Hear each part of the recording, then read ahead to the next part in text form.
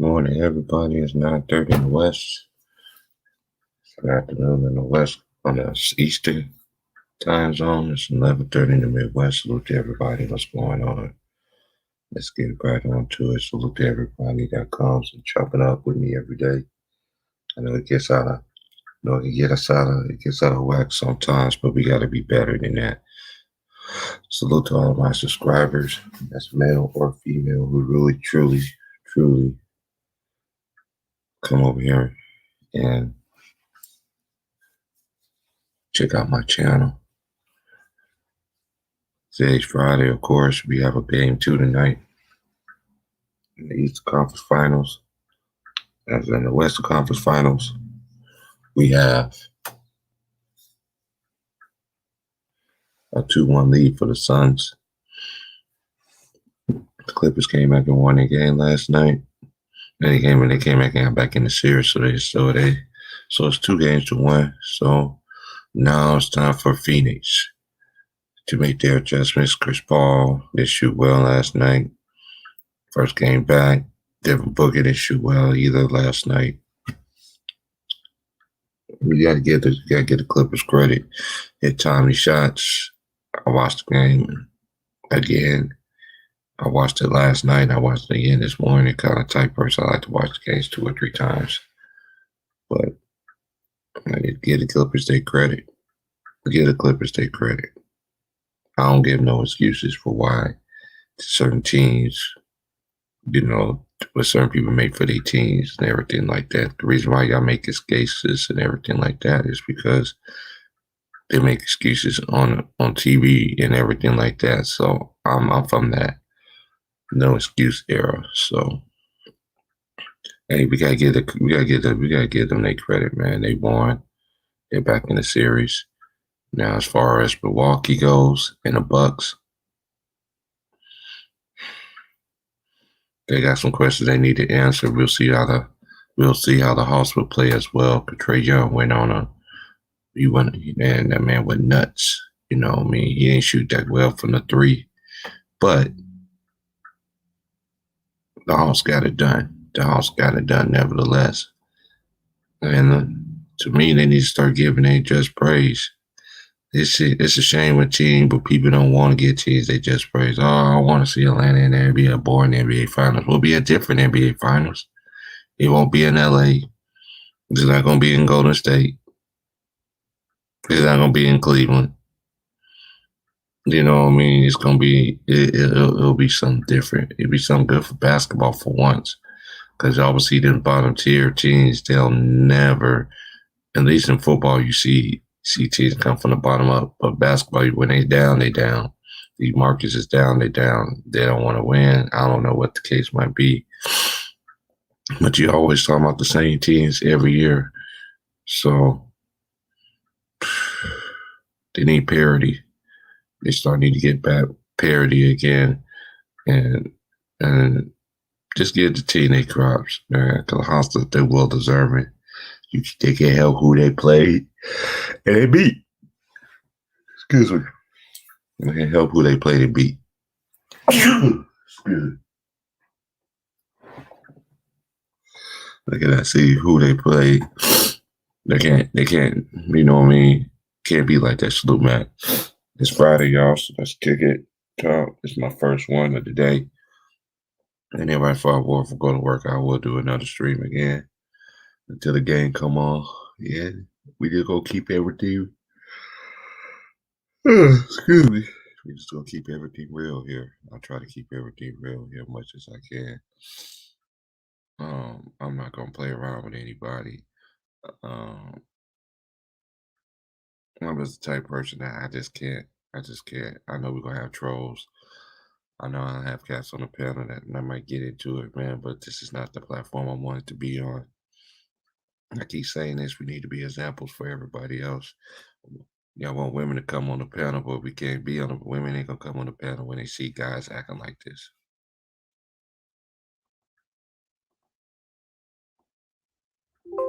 Salute to everybody. Salute.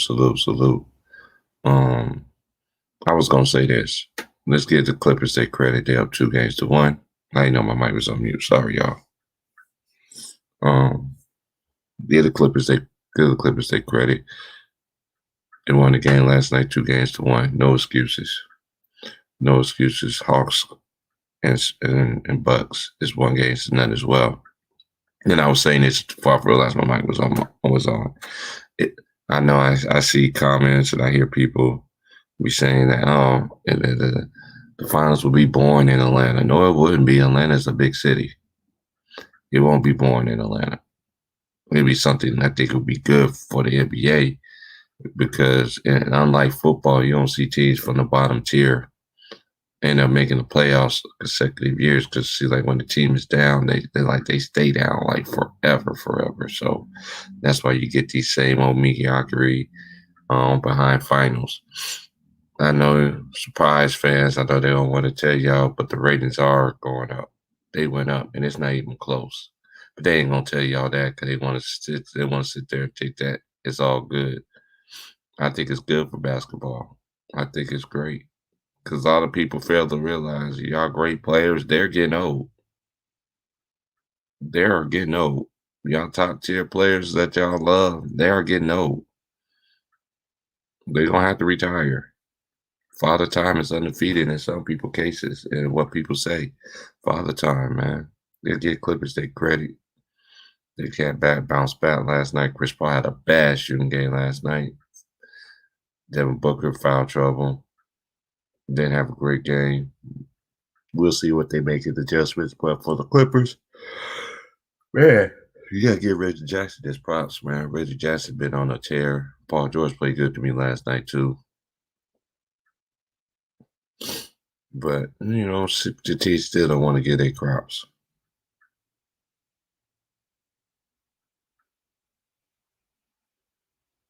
I know. They. I mean, of course, yeah, I already know. The ratings did go up 40%. And that's the line. They just want to sit there and want people to sit there and just put the man name behind it and say, oh, he's not in the playoffs. He's not in the finals. It's not like, man, please. People are getting tired of this, of the same thing all the time. That's one thing I learned about this country is this. They never tell you the truth. They tell you what they want you to hear, but not the things that you need to hear. You don't even go hear it unless you find out for yourself. That's why knowledge is truly power. Like truly, truly, truly. Shout out to everybody in the chat. Yeah, like I said before, I'm about to open up the stream. I said probably about 12 o'clock-ish, I'll turn that one off and then do another stream for the evenings. I just want to continue to stay on board, stay focused, stay focused on tax at hand. I know we're gonna have trolls in the building. I know we have some haters that be coming in here lately. Let them be. I'm talking about the haters, let it be. If you have wrenches, don't abuse your wrench. Nightbot, don't worry about Nightbot. I have no control over Nightbot. Nightbot is a computer. So if you arguing with somebody, you basically argue with a computer. Salute to everybody that's in the chat. We gotta get the Clippers their credit, man. Bobby Smurt is balling. Marquise Morris made some shots. Beverly played some great defense last night. Terrence Mann had a huge 8-0 run and in the start the third quarter. Yeah, we got to give it to him, man. Chris Paul was off. I know they was complaining about fouls and everything like that, but it's like this. I told somebody this in the comment section last night. When you're at home, you're going to get a benefit of the doubt of the calls, man. Unless you're a particular person. But other than that, normally home teams get calls to let you be more physical. You get away more days. So the calls you was getting at home, you wasn't getting it. You're going to have to fight through it. You're going to have to play through it. Well, let me have a series. I'm very interested to see what the homies have to say today. Like I said, this is part 1 of this, y'all. We'll be coming back again about 12. So I'll go ahead and drop the right link. I'm out here get my day started and get the homies chop it up. And I repeat, if you got beef with somebody on my panel, don't get on my panel. I don't want to hear no screaming and yelling and all this other stuff. I said this. My platform is not gonna be a platform where niggas come and have beef. You have beef, then hey, you ain't gotta continue to disrespect the guy. Keep on going with the guy. This and that. There, I keep telling y'all this all the time. Women listen to this all the time. Why you think no women want to come on the street? Yeah, I did some personal invites, but they already told me they're not coming on this platform because they see how these guys be coming at each other. You know what I'm saying? We got to be better than that, man. We got to be better than that. And salute to everybody who comes support me every day, even those who can't be here all the time. Salute to y'all. Salute to that boy Ticket, Too Raw, LBZ, that my boy LB, 88 Sports, my boy Polo, Sports and News Entertainment. Go subscribe to him. My boy Lou the Sports Writer. Subscribe to him. My boy The Will Strong Show. I ain't seen him all week long. Salute to the brother from New York. Salute to you. Salute to LeBron's Gloat. A good sister knows all her sports. She knows about all her sports. Salute to her as well. I salute to the first lady on here, my boy Annie, my girl Annie K, the first one that bases the panel. Salute to her. Salute to my boy Trey, my boy James, everybody, man. Salute to everybody out there that come hold it down. Big Worm, that boy Matt, that boy. I just call y'all Virginia boys. All y'all Virginia boys, y'all know who y'all is, man. It's too many of y'all niggas to keep up with. All right, so I'm about to go ahead and drop this. Let everybody come chop it up.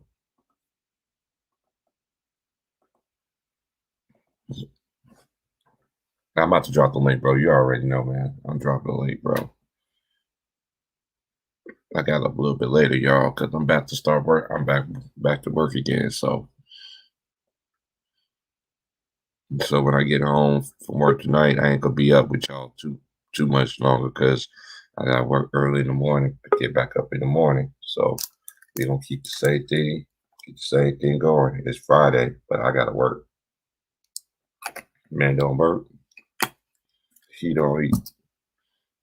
So right now, I'm about to roll me up a Hawks pack, and I'm about to roll me a Clippers pack because they the last two teams that won. So let's give everybody shots out, man. And I appreciate everybody for real. And I appreciate the donation I have been given from everybody. So with that being said, let the homies in. Hey, salute T Price. Salute to Hey, everybody. what's going on? What's up, Darius? What's up, Darius? Salute My T boy Price. Trey. West Side. Salute, man. Top of the morning, man. Yes, sir. It is. It's top of the morning for us, and there go my boy James. Man, I just mentioned. Hey, us black folks, man, we got to stop doing that, man. I just sat there and spelled your name, and then you just come in. It's like that over here, Salute, James. What's going on, Salute, bro? man. Top of the morning to y'all. Salute, chat fam. You know what it's in for. Yes, Much What's up, love to all brother? my people. yes, It's sir. all Yes, good, sir. dog. Hey, You T know, What's yeah. Price. going on with it? What's going on with it, James, man? Hope everything good with you out there. Oh yeah, man. You know, just getting some of this fresh air. It's hot as piss out here, but you know we gonna make it. We Boy, gonna make it. it's hot. Yeah. Hey, I know it ain't nowhere near your heat. And that's why I know I ain't out there right now because it's hot than a motherfucker out here. Salute to my Oh brothers, man. yeah. Hey, Hey, what's it up, ain't Big even hot Worm? out here. It's not even hot out here where I'm at. I'm in Oregon, so we get that breeze. You know what I'm saying? So Oh I still, y'all all right now then. Hey, yeah. hey, and But it ain't August, and it ain't as hot as it is in some of them damn locker rooms right now. oh my God, Oh, ain't yeah. that right? Ain't that? Oh yeah, I want to say a special shout out to my boy 3000. My boy 3000 degrees. Salute to the homie, man. I know him and Darius. Salute to the homie Darius you just joined this week, man. Him and I know y'all a little bit older than me and James and everything like that. Knows about basketball. He loves the college game. Of course, you see it in the background. He's a Carolina Tar Heel fan. That's right. College basketball is around the corner, though, gentlemen. It's around the corner. And you think NBA, college basketball things probably won't be more good than the NBA. But let me give everybody thoughts of last night. We're gonna work from trade, then we're gonna work on down. All right, man. Like me personally, I knew like I said it was gonna be a back and forth series. I'm gonna say I'm speaking on the Clipper and the Phoenix Suns series right now. Like I know that's gonna be a back and forth series. Both teams gonna have good games. They're gonna one up each other. That's what I believe. They're gonna be one upping each other. I think this series goes 7 games, but I still believe that the Phoenix Suns are gonna pull this out in this series. Reasons why: Chris Paul, can't expect him to play like that again. Mm-hmm. You can't expect Devin Booker to be in the same type of foul trouble like you was talking about, T. Price. That's one game.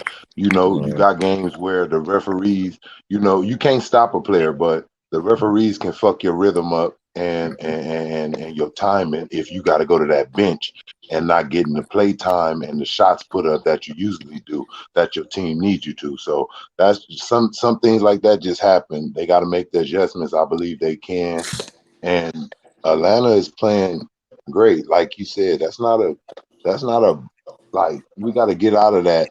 It's a boring series if they come, or it's a boring final because they're not hyped up. Like, the media don't got them hyped up in your category of players. So you think you look low to them, but if you watch those dudes play basketball, those guys over there playing, bro, they had some good games against some of the teams that we had in conversations of winning the championship when they wasn't even in the conversation, when niggas didn't even know if they was gonna make the playoffs or not. So they just playing good basketball, and they showing that they are a team to be reckoned with. Stop overlooking teams. That's a team. That's where a lot of teams are doing. They're going in there thinking that they're playing the Atlanta Hawks. Like, oh, we playing the Atlanta Hawks, the team that you always beat. Nah, that's not the same team no more. You got to go in there and give teams their respect. This is good for the NBA because it lets you know that you don't have to be all souped up with all the best players to go deep no more. So it'll allow players to probably sit at the teams that they're at. This is good for the NBA because it makes people pump their brakes on teaming up. Like, you know what? Shit, teaming up don't just make you feel like you're gonna win a championship. Look what just happened. So it got its good things, but I mean, Milwaukee, this is too. If they blow this time, man, it's like, hey, y'all gonna lose. Like, y'all gonna lose Giannis. That's how I feel. Like, if they blow this, they gonna lose Giannis, man. Like, I don't know. He's gonna. And the crazy thing is, I'm a big fan of staying with your team, making them win. But with Giannis, I just feel like Milwaukee is just one of those cities. It's just one of those teams that you feel like you just don't want to go. It's like going to the Jaguars or some shit, like something like you just don't want to go there. It's like the end of your career when you go there. Like, they can't get over the hump, man, no matter what. Giannis, they ain't getting the right help around him. He's not adding the right consistency skills that he really needs to even take them deeper. So it's like, I don't know about Milwaukee. If they blow this, man, they just got to blow all that shit up, man, like over there. But I'm gonna still go with Milwaukee. Hey, I didn't mean to cut you off. Go ahead, bro. I will Go be ahead, bro. back. I'll be right back. I'm gonna put some who after me, so I can so we can know, like, give us. I will be right back. Give me about 15 minutes. All right, I see it. Yeah, I'm going to. All right, so I'm gonna just say, my last word is I'm just going with Milwaukee, though, still in that series. Even though Trae Young and them look like they got control of it, I'm gonna just go with the team that I know got more experience. They got more experience in blowing shit, but I'm gonna go with the team that got more experience being in the playoffs and players. So at the end of the day, I'm picking the Phoenix Suns and I'm picking Milwaukee. That's my stance, though, no matter what the series look like right now. All right, salute. Salute. Yeah, I'm proud of Paul George, man. I thought he was gonna have a Nick Anderson moment. You remember Nick Anderson dropped them free throws. He missed like 2 or 3 in the finals that year, and that, he didn't let it get to his head. So that was a big moment for him last night. On Phoenix end, Chris Paul, he was a little rusty out there, and they got Cam Payne got hurt, so they got to find another guard to back him up now. But I still see them pulling it out. Cam Johnson played well for him. Booker had an off night. I mean, it's adjustment period for him with that mask on, man. I don't care for anybody out there. And as far as Milwaukee, if Chris Middleton don't step up, they're done. They're done. Atlanta, Atlanta have two big men that can deal with Giannis, and they putting that wall around him. And that's it for me.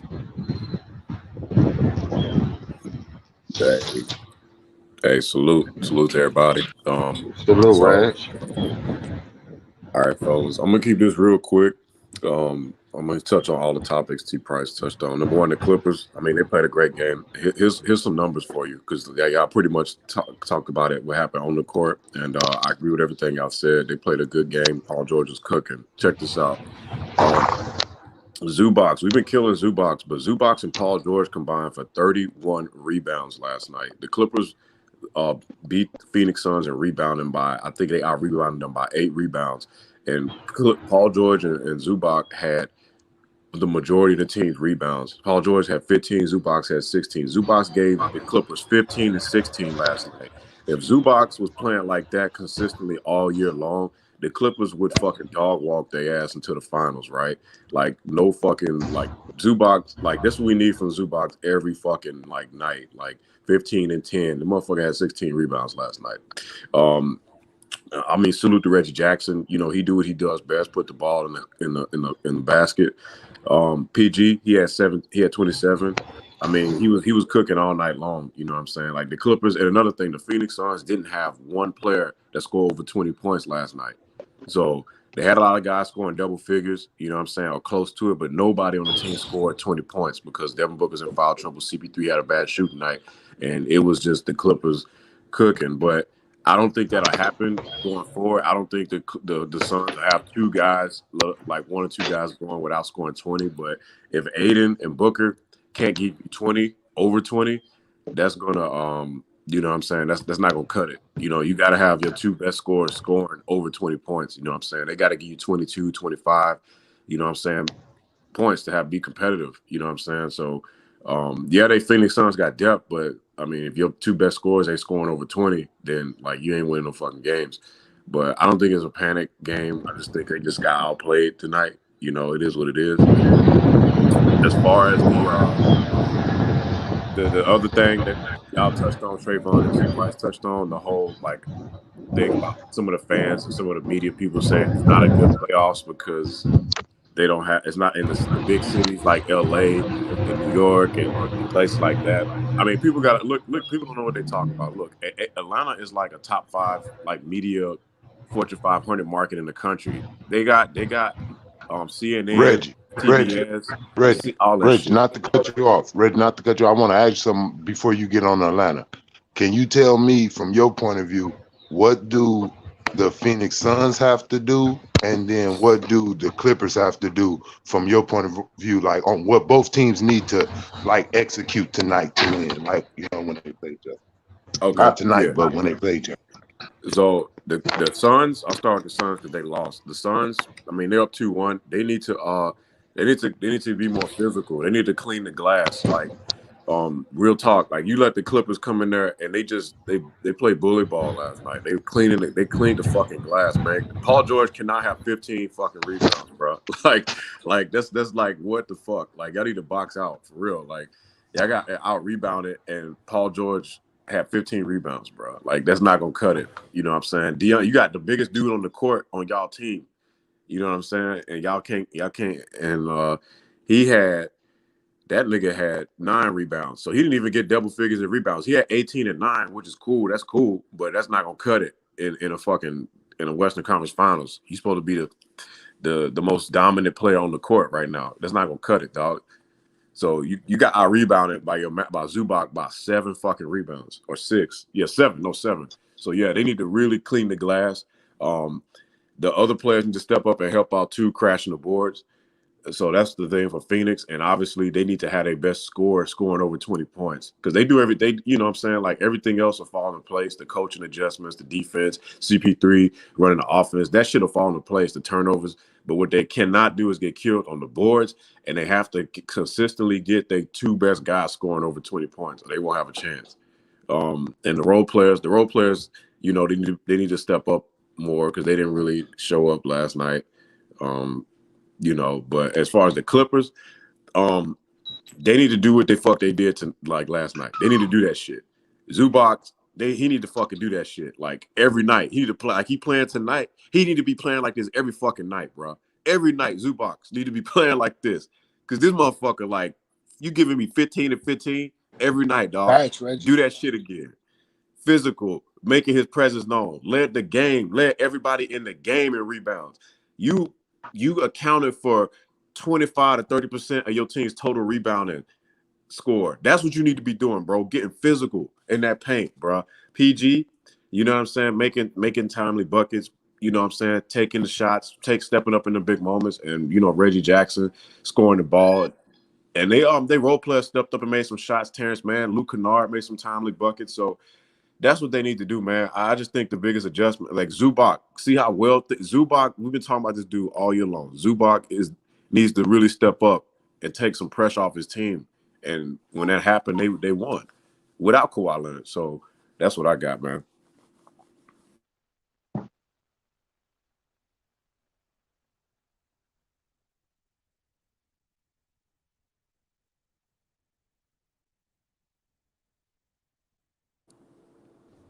Hey, was it Herm? Oh no, it's James. Yeah, James. Oh, go ahead. You can go first, huh? I'm just marinating my shit till y'all. I'm ready For to sure. unleash. I ain't lying. Go For ahead, sure. Herm. Do your thing, baby. Salute to y'all, man. Salute Trey. Salute Darius, Reggie, D Money, Salute, Big salute, salute. Round. Man, salute to the Bro, OG salute, bro. James. Salute to them Salute. boys out in Memphis, man. Hey man, thank you, man. Thank you. Last night though, I expected the Clippers to come out with some urgency. They played with a whole lot of effort. They got all the hustle. They hustled. They got all the hustle on everything, loose balls, rebounds, hard nosed defense. The Clippers got the check marks on all those. So with that effort alone, and with the Suns having a bad shoot, Chris Paul was rusty. So that shit go, what I'm saying, that shit happened the way it happened, and but I think the Suns sometimes they gotta run some off screens with Devin Booker. Also, they need to let him post up Beverly sometimes, get him on the block, do some post ups with him as well to keep him from dribbling as much, so he won't be trying to create dribbling wise with Pat Bev. Pat Bev is in him right now. So Devin Booker, got frustrated, never got into a rhythm. So to get him into a rhythm, let him run some off screens.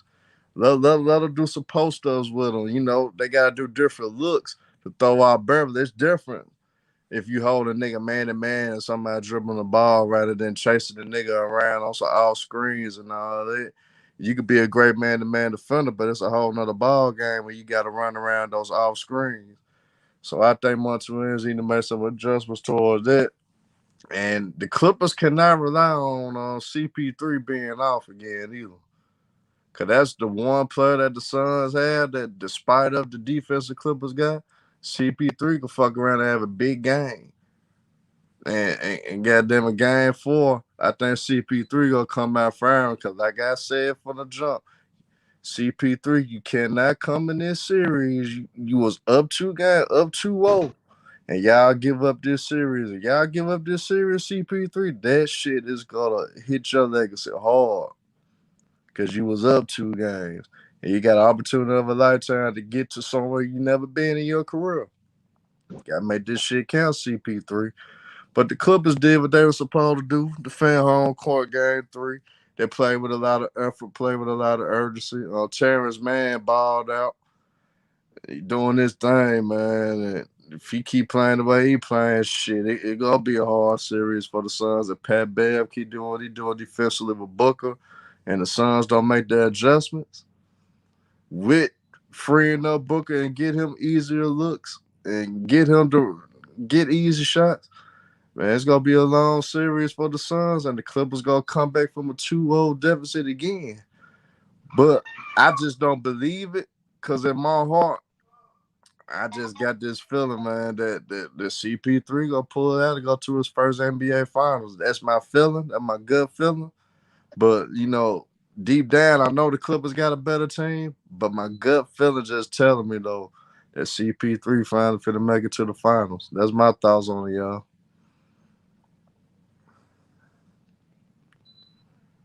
Who else going? Everybody went. Hey, go ahead, OG. I'm doing something right now. Go ahead. Oh, all right. Salute everybody. And Salute. like I said, once Look, again, salute to the chat. Man, listen, bro. I get so tired of seeing teams beat themselves. Like that's the way of the world. Now I done seen it in my era, but not as much. Like I'm gonna give you a good example. Even we know the Clippers needed this game. By CP3 being off, I'm looking at one key situation in this game, out the whole game. We know the Clippers had to win. When they're back against the wall, they're gonna come out and do what they do. But I'm looking at the Phoenix Suns right now. CP3 was off. Devin Booker struggled to get his shot going. They did a lot of mixing and matching, bothering him, aggravating him, got him in foul trouble early, shit like that. But that's still they cut the lead down to 6, dog, with like under 5 minutes, around 5, 6 minutes or something. And say, bro, I watched that timeout with Monty Williams when they went up by 15 or 16. Monty Williams called a timeout, and they showed him talking in the huddle. Now at work, I ain't hear what he was saying because the TVs be mute at the bar. You just see the game because they be having the music on in the restaurant. So I'm like, damn, if the Suns come out and get this little last push, I think CP3 gonna finally get hot and get him over the hump. But he stayed cold. But that still neither here nor there. Where I messed up, I mean, where I got a problem with the Suns at, when you did cut that 16-point lead down to 6 and made the Clippers call a timeout. The next 5 possessions, three bad threes. Chris Paul took 2, Bridges took 1. Out of that whole fucking scenario right there before the Clippers blew it back open to 13 with the 2 Reggie Jackson threes, that nigga Devin Booker had to switch. When he switched on Zubac, he drove and got the bucket. When you drove and got the bucket, that was the recipe. Why keep selling for jumpers when you don't have it? Keep running those screens, getting that mismatch, attacking Zubac. Because he's not good on defense like that to defend. You see what I'm saying? Knowing you lost Cameron Payne. CP3 was selling for all those jumpers. You could tell he had a lift in his legs. Even when he get in the paint, that shit was hitting the front of the iron, falling short. So CP3, get to the rack, make him foul you. You more of a veteran skill player than that. You getting a mismatch again. You got Zubac on you like 2 consecutive times after you seen Devin Booker just take this nigga off the dribble and go to the cup to get the layup. You settle for 2 bad threes, dog, with Zubac on you. That was the game right there to me. For you to be CP3, like Herm saying, knowing your legacy as status, you gotta find other ways to get going. And you wasn't being aggressive enough for us making them foul you, wasn't going to the line. You know what I mean? Knowing Devin Booker was in that foul trouble. I think Monty Williams did a great job of getting it back in that game and making great adjustments, but they was making bad shot selections. They wasn't doing the same thing that got them on that little 10-0 run, 10-1 run to get them back down to 6. You know what I mean? With that time there, because right there, that's when you're supposed to seize the moment for any great player. Like we always say, the game 3 when the Clippers go down 2-0, when you're back against the wall, I don't expect you to lose, bro. I really don't. When you already the deeper team, you have more veteran skill pieces, you have more veteran playoff pieces. Phoenix don't have no playoff experience. So when you look at all that into consideration, you expect the Clippers to be dog walking these people. Like Reggie said, Zubac, what's taking you so long to get fucking 15, 10 rebounds a game? Why I gotta take an elimination game for me to keep putting that pressure on you like that? I just don't understand. You know what I mean? So that's my exception. Phoenix gave that bitch away last night because when they got back in the game, they're supposed to close that deal. They just had bad shot selection. They didn't take the same shot selections to get back in the game after that timeout. And that's why I think cost them the game. Clippers capitalized on what they're supposed to do, being down 3-1. I mean 2-0. So, shouts out to them. Facts. Yeah, salute y'all. Salute y'all. Hey, James, do you got a feeling that Chris Paul gonna pull it out though? Yeah, he should, because listen, if Chris Paul not off and he give you what he give you, he can pull that shit out by himself. Yeah, that's what I'm thinking too, James. That why I kept telling C here the Showtime. Yeah, they can't bank on Chris Paul being off like that again, man. Yeah, go ahead. Hey, James. You know what I always notice in a championship series, it don't matter what in any playoff series, dudes got to It's hot. understand. You gotta learn to keep you gotta learn to keep a player at bay. Yeah. A Yeah. player that averages 8 points, you can't let him come out here and have 15. A player that average 15, you can't let him come out here and have 30. Keep these players who they are. Yeah, that's the key. Yeah, you're right. That's the key. Terrence, man, I like him. He got a bright future, but you can't let him go off on an What 8-0 run by himself. look what happened with Kobe. Look what happened with Kobe in his little matchup against Boston. A player that they didn't expect went off. Ron Artest. They didn't think he was fit to be making them threes and scoring 22 points out of nowhere, like you know what I mean, or however many he had somewhere around there.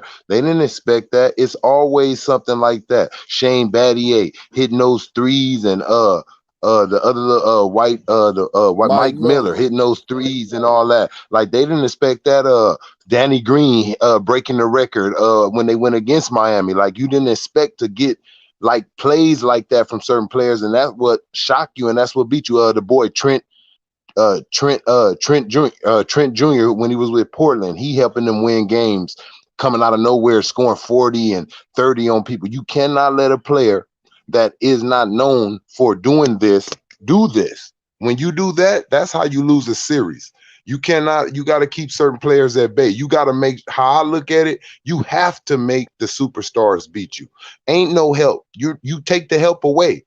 And you make it a matchup of the best of your players against the best of their players, and you make sure you get your role players in the game and you keep theirs out. That's the key to winning. You don't let no Hey, superstar, Trey, because everybody by need you help, no and matter by what. and Everybody gets some type of help. If it's somebody rebounding, assisting, playing D, and the superstar out there scoring the points or doing it on both ends, he's still getting help. Somebody's helping him out there. So if you can stop his help that he really, really needs, and I ain't talking about the other superstar, if you stop their help, you make the game harder for them, because now they're struggling to get other players in. Because I don't care. Ain't no two players fit to score. I mean, they can, but I'm just saying, I don't know if they'll do it all series. Just two players on the same team, 50-50, because you at least got to be in the hundreds to win these games these days. hey Trey, by you saying that, then if that's the case, the Phoenix Suns should win this series. If we Yeah, going off like I that, said, like when I said on the matchup, if you go and look at it, Clippers got the advantage, like experience wise, being in the playoffs more times than the Phoenix Suns. It's their first time with this whole group.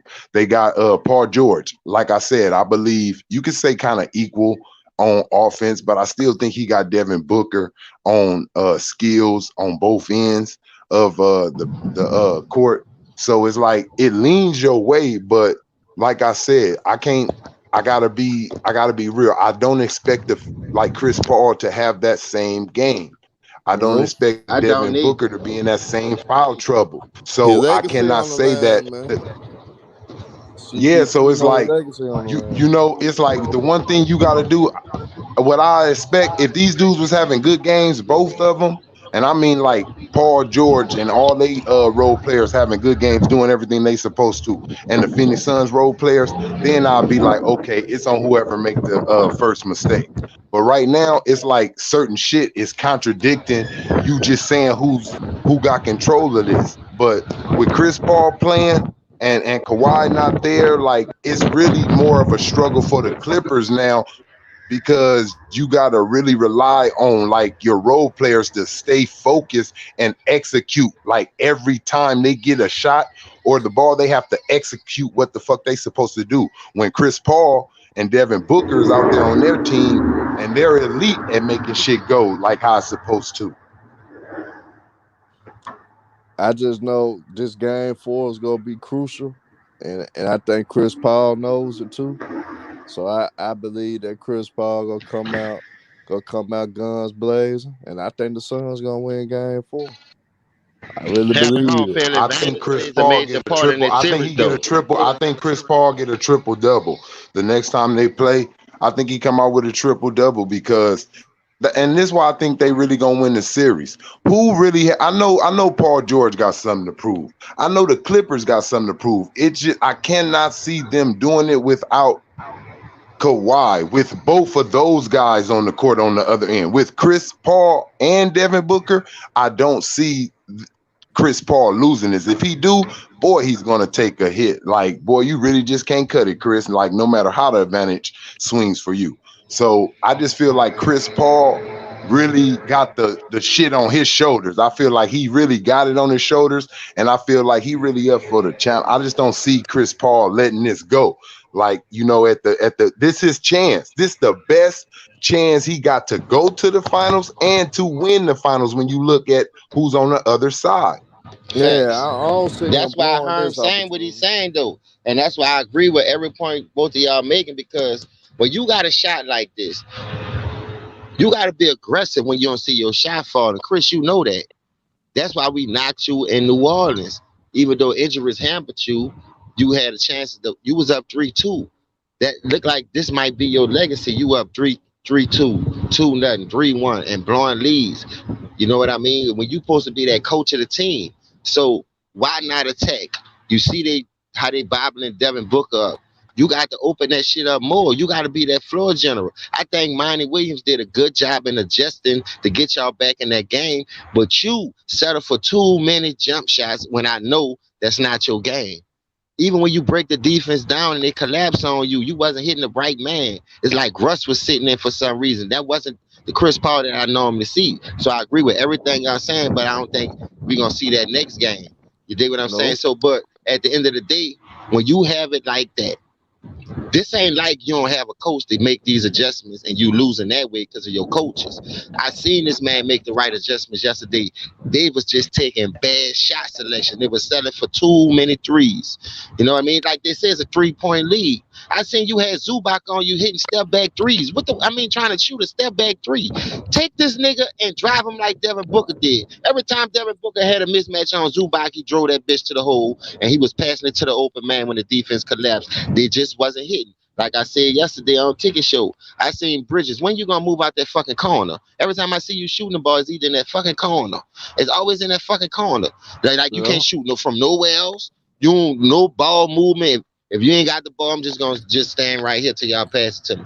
Y'all do all the work, and I'm gonna sit right here and just shoot this bitch. You not a 3-point shooter like that. I like you more of a slasher. I like you more of a attacker, creating for yourself, because I know you can put the ball on the ground. Put more pressure on the Clippers defense to rotate. Stop selling for all these badass fucking threes. When I tell you I hate teams that beat themselves, bruh, I've been watching this shit for decades. You feel me? It ain't just started. It ain't just started happening in our era, but like I said, it wasn't as much because people that was in our era that wanted to be great, they wouldn't let games go like this. And when they put all that effort to suck leads up in the closing moments of the game that you're supposed to, because you know you have a shot because they don't have their number one team, name me a time where a number one person of a team went down and you still had a chance to win with the veteran point guard play that you got over on the other side. Now, I can see if it was Cameron Payne doing this, but we talking about a Chris Paul with a legacy on the line, a nigga that's shown and proven that he can be that floor general. Why you not getting the job done in last night's game? Because y'all settled for too many bad threes down the stretch. You did a good job, like I said, getting back in the game. Monty Williams called a timeout. Y'all went on in the room, cut it to 6. Devin Booker come right back down the thing after you took Zubac off the dribble. Why you didn't take Pat Bev off the dribble? Pat Bev smaller than you. Back that nigga down, turn around, fade away. Put him on the block, make him foul you because you know he hack him up shorty. The nigga a wild man. He don't play defense that clean. You could get this nigga to foul. How you in foul trouble and this nigga not? Like, I don't, because you're selling for too many fucking threes. And I'm done, man. I'm done. Yeah. But I just don't see James. that shit James. Hey, James, no, you speaking facts. Maybe they listening. They need to hear that shit. Hey, I just want Chris Paul to drive the ball. Chris Paul fucking up. We seen Chris Paul drop the ball before. I don't think he gonna fuck this up, man. No, but Herm, he's not gonna do that. He's not gonna. How many times I don't think they can put that. Get in that paint and they had that lift on his jumper, but he refused to go to the racket and make them foul him. Get a better pass, make an extra pass. He was just selling it for too many jumpers. Hey, look. One thing we know with Chris Paul, right? It ain't an injury with him on this one. It's just rust. This is just natural. And look, we gotta be honest. Even though he got the experience, I'm not going to count this out. Even though he been in the league, he's a elite point guard. He's a little shaky too because this is his first time ever going this far. Now he went with the Rockets. He went with the Rockets. Well, yeah, but he didn't play. He didn't play though. He didn't really play. He was in the first couple of games. Yeah, he but played he like didn't really get the whole. four games. Yeah, he didn't get. It's just like right now. He didn't get that whole feel. Right now, he's back where he started at. Like, you know what I mean? Like, this just his first game, so he ain't even played as many games as he did last time. So he's back like a rookie in the playoffs, like right where he's at right now. He's like a rookie in the Western Conference Finals. Yeah. So y'all think But the one thing he got is that everybody else that's in the Western Conference Finals with him, that's like that really matter, they're rookies too. Yeah. Do you think the moment too big for him? Chris, Paul George. Paul George been in the Eastern Conference Finals. I give him that, but so he got experience in being in the high stake game, but he's in the same place kind of at Chris Paul because he hasn't got over that hump. Hey, Darius, I don't think so, because Chris Paul know this is the best opportunity he got, and he know he can't fuck this the best opportunity, man. Yeah, I just feel like I got to give each superstar their I got to give them the benefit of the doubt a little bit, as in you're not going to have a double horrible game.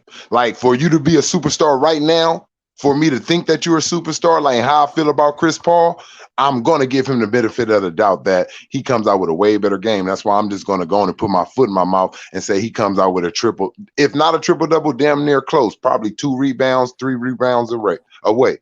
That's how I feel. Like, he knows that all eyes is on him out of everybody right now. And I'm just saying, bona fide right now, because he's closer to retirement. He's the #1 Hall of Famer in the league right now that's playing in the playoffs. Like, the eyes are on you. This is going to solidify your speech when you retire. Hey, let me ask y'all a question. You just said something interesting, but let me put it this way. Like I said, I seen Chris Paul in some big games. I've seen him blow some big leads. But when you put it all in perspective, we all look at Monty Williams as a coach. It got something to do with coaching. Like I say, I watched this man make the right adjustments to get them back in the game, but they got the big head again with the selling for all those threes. You know what I mean? So at the end of the day, you wasn't hitting threes to get back in the game. You see? So, and then out that whole time y'all was down 16, y'all must have hit like 2 threes. You know what I mean? But then 1 3 possible. I think it was Chris Paul at the top of the key when he did get one to go, but it wasn't on Zubac. I forgot who he did it on. A nice little step back, and he hit that bitch for the. And it was like, damn, he knocking the rust off. I'm looking at the comments while I'm watching the game. You see what I'm saying? Because I'm eyes like a hawk on this bitch. Because see, game 3 is always the pivotal game. Game 3 and game 5. That's the 2 pivotal games in any series that you're going to do, because you could be down 2-0 and you need that victory, or you could be down 3-2 about to go home where you know you need that victory. So game 3 and game 5 is the ones that I really pay most attention to, because it depends if you down 2-0, like I said, 3-2. You got a possibility of going down 3-0. You know if you go down 3-0, you're going home. If you know you go down 3-2, is a possibility you're going home with your back against the wall. So we all know the Clippers gonna come out swinging with their back against the wall like they always have, because they're a veteran team. They know how to do it, especially when Doc Rivers empty his clip. Now this is my main question. Do you think Monty Williams can outcoach Tyronn Lue? Because I think he's been doing a good job. It's just that Phoenix been off, and he been like just like not getting his players to hit these shots because they selling it. Yes. But he's a better coach. Hey, honestly, that's what I'm trying to find honestly, out. look at it. Hey, look at it. Come down Hey, look to at it. on this series. Hey, look at it. Hey, look at it, James. Just be honest, James. Look, Tyronn Lue. Just look at how he got his coaching job. Yeah, and I'm talking about first years only. Like, let's go off for the first years, right? Now, first year, Tyronn Lue got Kyrie Irving, and he got LeBron James. So you got to take a little bit away from his coaching on that, because we know LeBron James ain't letting you coach him like that. So we go to Monty Williams this year. Look what he did with them when he got them in the bubble. Yes, just you can call the bubble whatever you want, but look where he had their mind state when he took that team to the bubble. Their mind state was not we're the worst team in the league. Like that was not their mind state. They were like in the mind state of we are a playoff team because that's what the fuck they were playing like. And then you look at him now. When you give him somebody that can understand basketball, really know how to run an offense, and it's his plays out there. And you know Chris Paul don't mind being coached, so you know he's gonna run the plays that the coach tell him, unless it's some bullshit. He know how to get out of it. So I'm gonna give Monty Williams that because he look where he took his team to, like without the caliber players that Tyronn Lue had. Now look who Tyronn Lue got. If you look at it, Tyronn Lue got two players that's really ranked higher than both of the players on the Phoenix Suns. I give you that. So all right, like if you really look at it, like no. All right, so hold on it's right like you working with you working with better talent because you working with the two-time MVP, like the two-time Finals MVP. Like it don't get no better than having somebody like that. When you got a Kawhi, a LeBron, a KD, like hey, you can be a good coach, but damn, you do got them too. Like don't take away from them because when you start talking about that's like the same with Phil Jackson. Yeah, Phil Jackson was a good coach in a way, but it was Tex system, and you got Kobe Bryant, Shaquille O'Neal, and motherfucking Michael Jordan and Scotty. Yo, you don't need to be that goddamn good of a coach. Facts, especially when you got hungry players. All right, so this is my next question about that. When you got when you got unstoppable motherfuckers, like look at who did you know better than me, James. Who did Kareem Abdul-Jabbar have? Like before he got to the Lakers, I don't think he had no like famous ass coaches, and he was winning. Yeah, he was.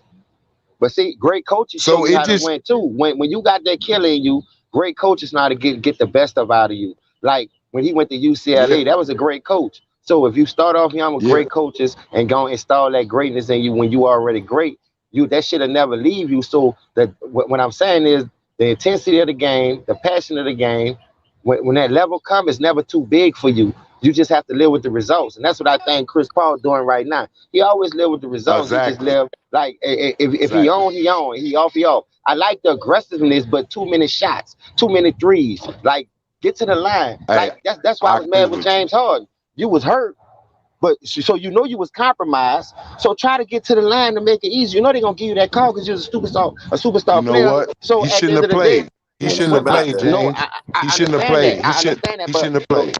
Listen to what I'm trying to make. The game that they needed to win, when he was driving, he was going to the line getting that call. But then he started selling for threes. That's when Milwaukee came back and stole that game. But you know what he was thinking? You know what he's thinking though in his mind? You know what I think? You know what I think he was thinking in his mind though? Let me tell you what he was thinking. He was thinking about helping the team, but wanting to play in the finals. See how you saying go to the hole? Like, and you right. You're not wrong. He was supposed to be aggressive and go to the hole. But in the back of his mind, I believe, he did not want to go to the hole and hurt himself to where he'd be like, damn, it's over. Like, I won this game for my team, but I am not going to be able to play no more for the rest of, a little bit of his own, like, I want to be in the next series, so I'm not going to blow my body out. Like, I think that kind of gave him, because at the end of the day, yeah, he was out there. Yeah, it showed heart, but he was, like you said, go to the hole, what he should have did. And by him not doing that, he was preserving his body a little bit. All right, I could give you him trying to do that, but when I seen him do it, only thing I'm saying, it was giving them the calls. And it kept him off balance because that was slowing the game down, knowing Kevin Durant had to play all the minutes from the 2 games before that. James. So when you was going to the hole, you start off with like 5 points, 0 points, 8 assists, and then you went to 16, and then you went to 22. So what I'm saying is get to the line when you enter. I asked you this a month ago, and that's why I say I know it goes into that. Even though, like, say if he was playing in the game, like how you saying he's playing, right? If I just feel like this goes with leadership too, and just by you making the right decision on a team note, like for your team. Sometimes playing is a good thing for the team. They really needed you. Sometimes it goes out there and it works. They needed you. At that time, it starts failing. And I feel like when you're out there, and even though you're a superstar and you see you can't help the team and everything you're doing is not going right, I think that's where you have to the next timeout or the next half, we shouldn't see you on the court. You just should tell your team, like, I can't do it out there. Like, I'm hurting y'all. The dudes, like, even if you're doing something on offense, being injured, you compromise on defense. You trying to help us on offense, so that means you're going to save yourself on defense. You ain't going to blow your shit out on defense. So it's like, sit out. In your mind, if you know in the back of your mind you can't do something and you ain't going to do it, sit out, because you hurting us, because I need you to be able to do everything without a second thought. I need you to do it. Hey, bro, I totally agree with you, because you know why? That's how we was taught.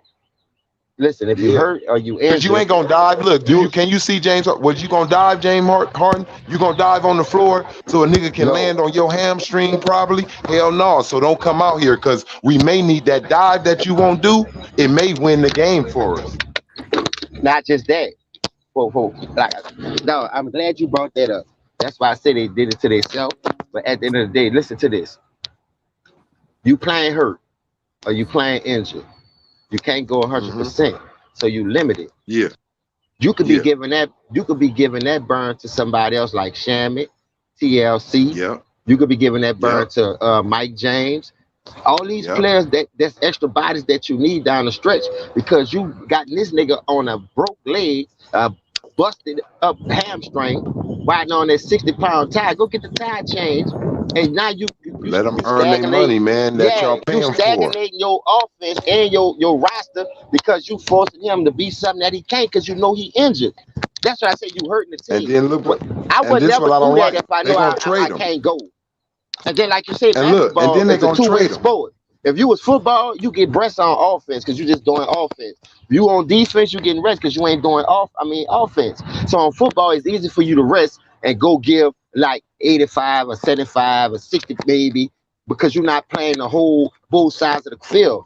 But in basketball, if you injure to your lower extremities, and like I said, I seen you attack the basket, they was giving you the calls. You got the 16, 20 points when you started attacking the basket, going to the line. But for some reason, in the second half, you started settling for those step back threes again, knowing you ain't got the lift in your leg anyway, because this hamstring only gonna let you allow you to do so much.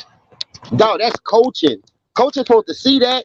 TLC, Shamit, Claxton, he must fucking the nigga who Ticket don't like, the nigga. What his name is? Reggie Perry? Man, you gotta empty the clip. Yeah. You gotta empty the clip, T, and that's the only reason why I don't like this era. Even in our era, dog, BJ Armstrong, Stacey King, Cliff Livingston was getting fucking burned. It ain't had to be no blowout, because you just needed them bodies for rest for your superstars to be able to close the game. And look, that show how much of not a coach that Steve Nash is, because if you is gonna send your superstar out there mediocre and where he ain't all the way elite, you supposed to have some type of offense to where he's effective. And that man didn't have no offense drawn up to make James Harden's skills effective. Dan Tony couldn't draw up an offense for a compromised James Harden. So when you can't do that, I can't put you out there, because I don't know. See, what they was hoping, that James Harden go out there and do some miracle shit. That's what they was hoping. They was hoping that James Harden went out there and just saved them. Why didn't play him like KD, like Golden State? Listen, don't do too much. You just fight up and shoot. Look, give me some screens at the top of the key in my sweet spots. You know what I mean? Give me a dude that's going to look, Blake Griffin. Give me a pick. We're gonna do this little. I'm going to the hole. They either gonna give me the floater layup or I'm gonna float it to you. And those only plays matter than where you run it. I want you to run all picks and screens. Hey, bro, I ain't gonna lie. Coach had cost them that game. You got Kevin Durant playing every minute the last 3 games. When you got TLC, you got Shamit ain't getting no burn. You got Mike James ain't getting no burn. Even when KD and them had early leads in the game, you supposed to say, you know what? I can give him a 2-3 minute rest. They rest LeBron like that, dog. LeBron get a minute or two of rest a game. I think, bro, the way they try to play KD, you did this shit, nigga. You gotta eat this shit. So they ran this nigga to the point where, nigga, this is on you. You the one made us do this trade. Injuries is part of the game. Now you gotta play all these minutes to try to close the deal. That's the only reason why I'm cooking these niggas, dog. Don't get it twisted. I'm not mad at them from trying to win. I just know that shit don't work. Because if somebody was to get hurt like they did, this the type of season you're gonna have. Then you nigga gonna come on and just making excuses for them.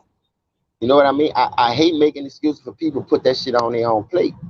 But at the end of the day, we all know Steve Nash coached that dude all the way fucked up. Like that dude wasn't never supposed to play no 52 minutes, 48 minutes, or however many minutes you was playing those last 3 games.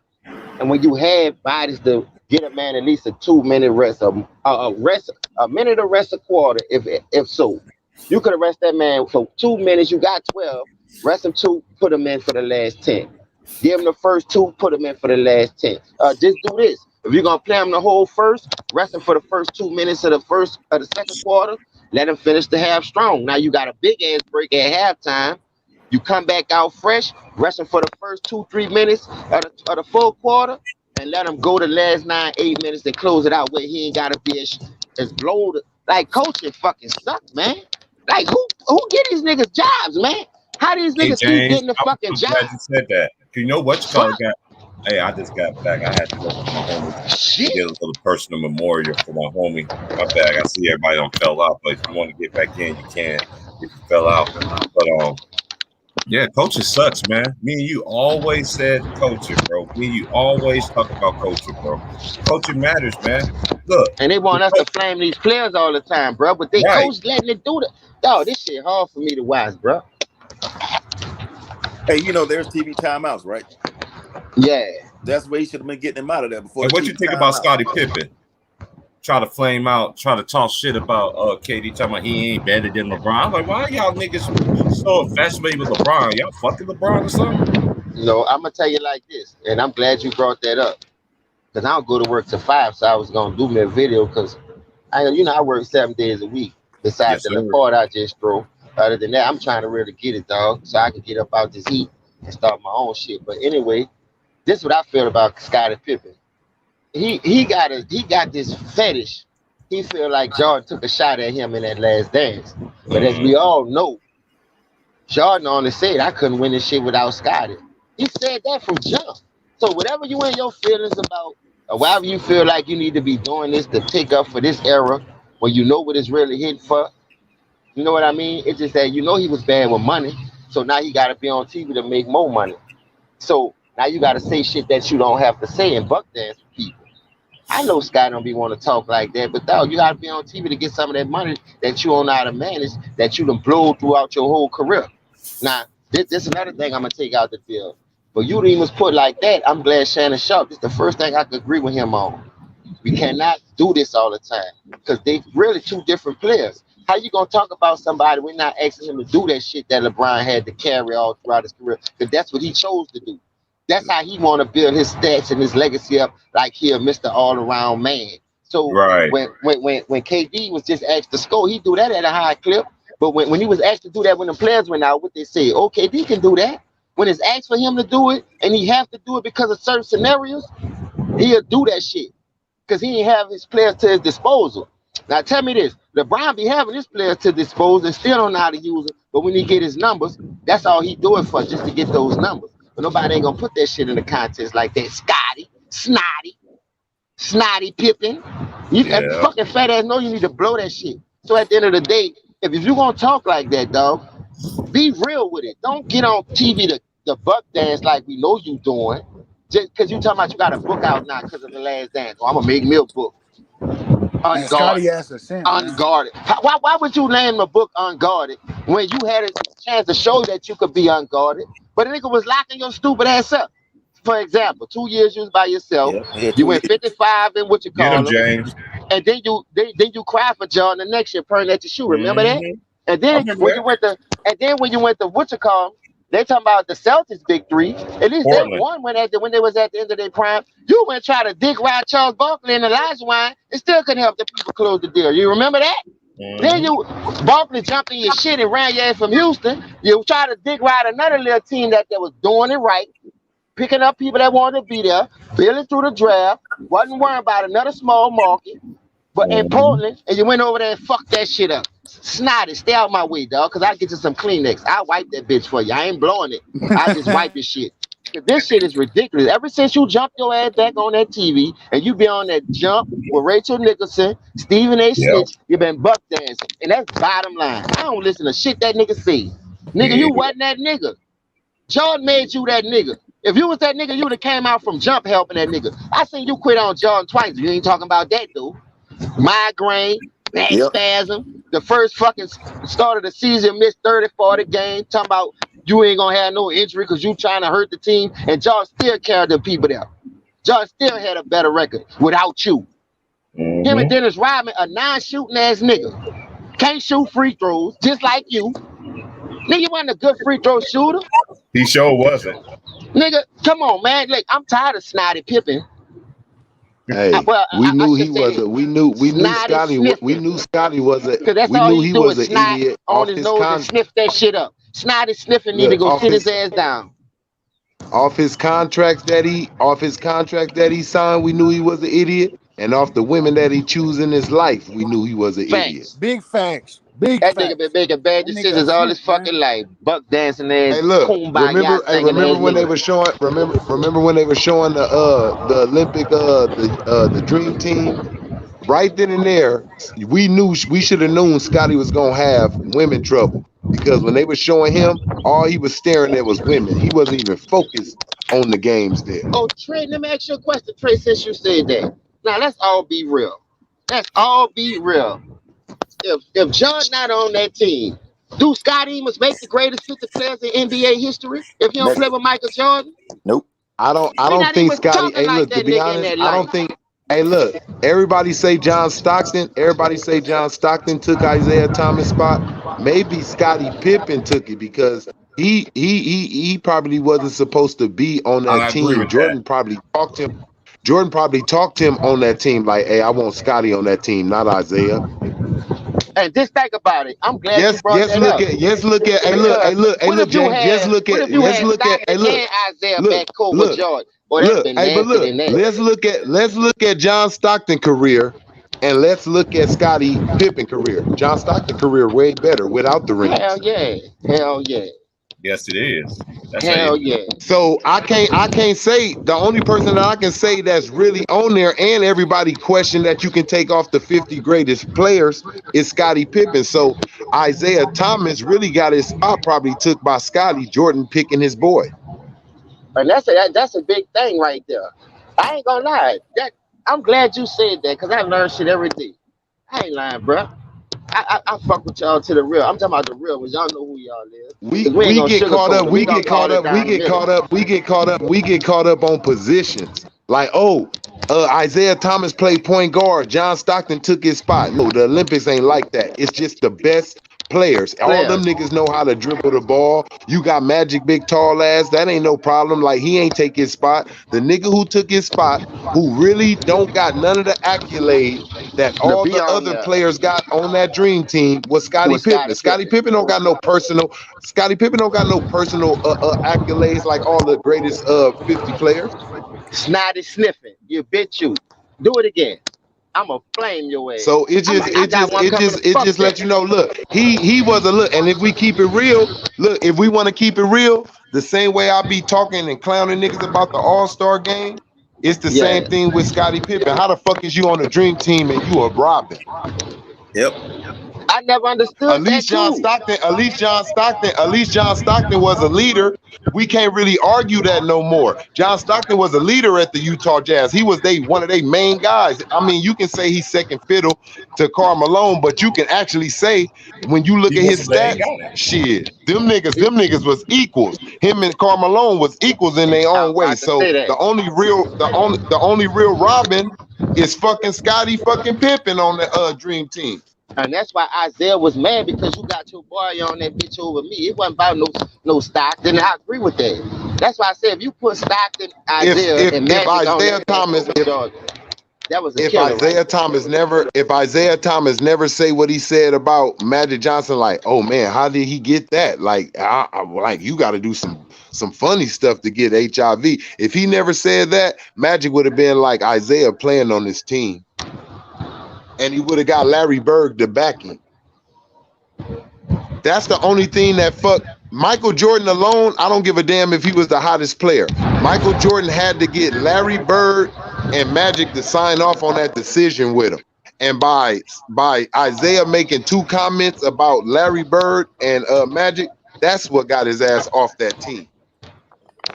Hey, but you know Isaiah was gonna keep it real. He wasn't the type of dude that's gonna hold his tongue. So that's what I But like you know about what the thing Isaiah. is? I feel what I understand not holding your tongue, but this is me. If I got a homie and I feel like he caught that shit off of some funny shit, I'm not gonna broadcast it to the news. That's my boy. I got your number.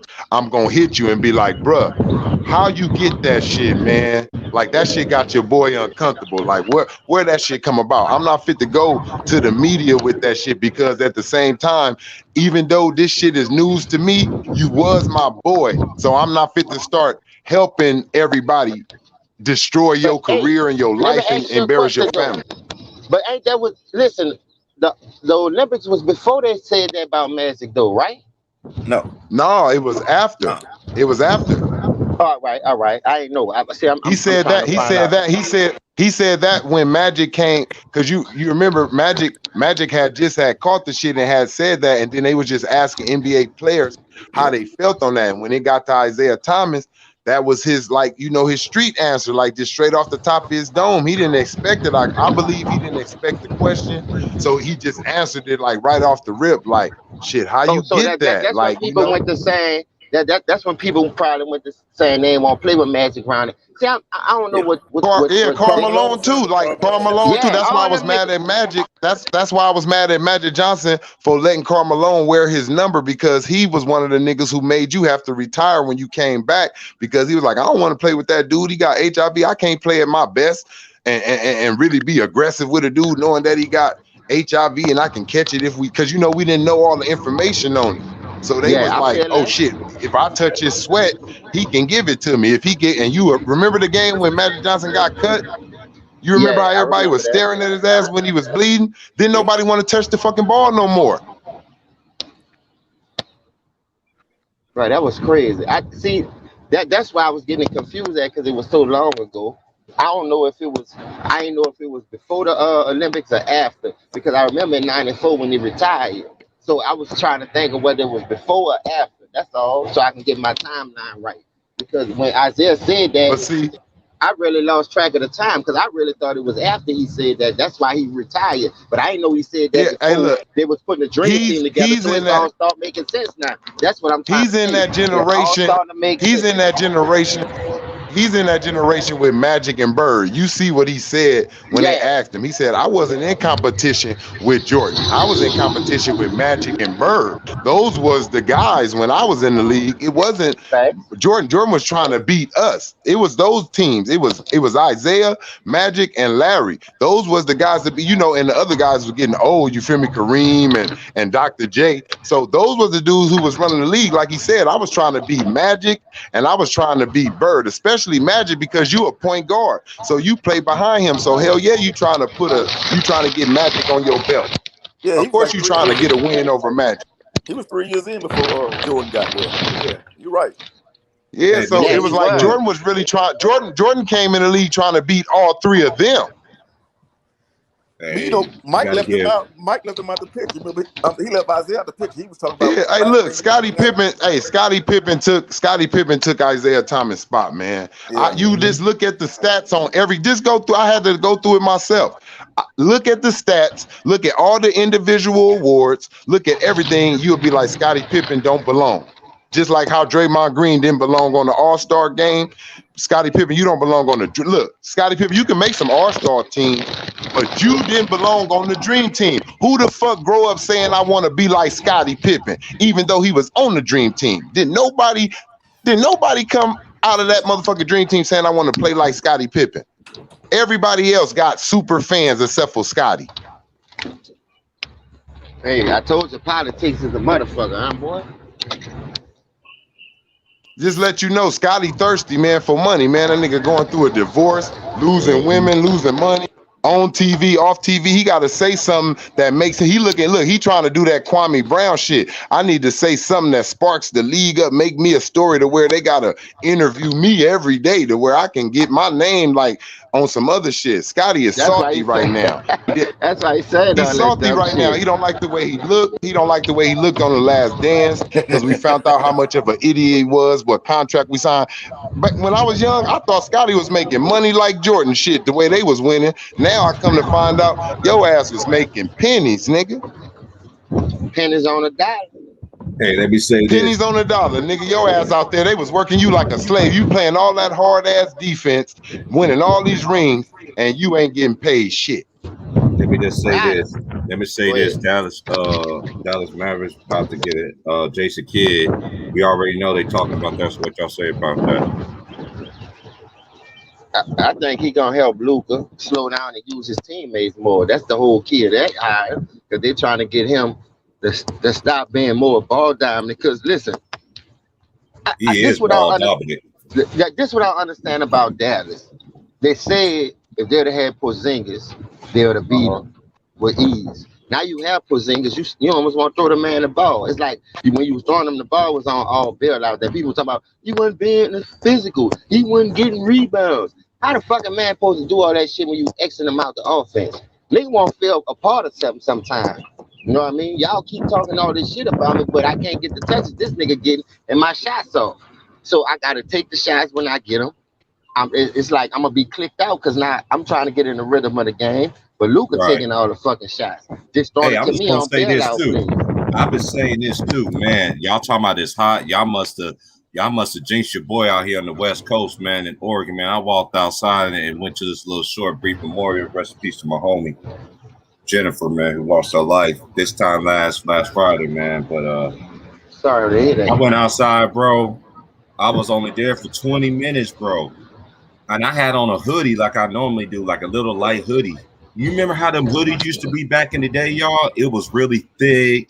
Yeah, the Nike hoodies. Yeah, I'm talking about the regular hoodies. Right before, you talking about them thick ass hoodies? Yep. Yeah, it used to be the thick ass Nike, Reebok, Adidas. Yep. Everybody had their own shit, bro. I don't know what they did to the material, but these now, you notice these hoodies now, they so fucking thin. I'm like, God damn, nigga. It's just, man. But I always said Luka need to play off the ball. I've been saying this. Luka is too ball dominant. He likes to have the ball too much in his hand. I want to see you play without the ball. And I want to see you improve your defense. I want to see you stop crying to these referees. Oh, they touched me. And he looked like a good character for Jimmy Neutron special. But he can ball though. I'm not shitting on the man. The man can ball, man. That's what makes it so hard. They gotta. Hey, you know what they gotta get him? They gotta get him a knucklehead. They gotta get him somebody that will beat somebody to fuck up for punking him around. They need somebody like that. Like, you know what I mean? If somebody over there fucking. Once you see Luka getting fucked with, they need somebody that's gonna run over there. Luka need to see that, and plus it'll rub off on him. Luka need a hard-nosed nigga over there with him that's gonna give him that confidence. Like, stop letting these motherfuckers punk you. They bitches. Like, he needs somebody to tell him that. To where it's like, I swear to God, just go out there and play. If somebody touch you, watch what I do to him. Like Jordan had Charles Oakley for a minute, like Dennis Rodman, like you get these. Kobe had Ron Artest, Kobe had Rick Fox, like certain niggas, Robert Horry, certain niggas that's gonna go bust somebody ass up because they know how much you mean, and they don't want you to ever be scared to be you on the court because they know how important it is that you play your full game. So he need to begin with Kobe. Yeah, so it's like me. If I see Kobe, Eddie Jones, he had all of them. Yeah, Nick Van Cedric Sabalis, right? Yeah, all them older heads, wise, skilled. That's one thing about the Lakers. And people failed to realize about back in the day, man. Before Kobe and them got there, them boys, we was okay. The Lakers was okay. They were just a typical team, just be happy to make it to the playoffs, bro. I remember they used to disrespect the Lakers so bad. They used to call us the Lake Show. I was like, who is the Lake Show? I'm like, I never heard of that. I'm my junior senior year. I'm like, they called my friends, be like, hey, the Lake Show playing tonight. I'm like, man, it's the Lakers, nigga. I don't know what the Lake Show is, nigga. It's the Lakers. But even when Kobe, it's the truth though. Hey, look, when you see, if you put it like this, when what's the Morris twin, right? If I'm on Luka team and I see the Morris twin stepping on his ankle, guess what? I'm fit to sacrifice myself. That's like not too like a role player that I know they can win without me.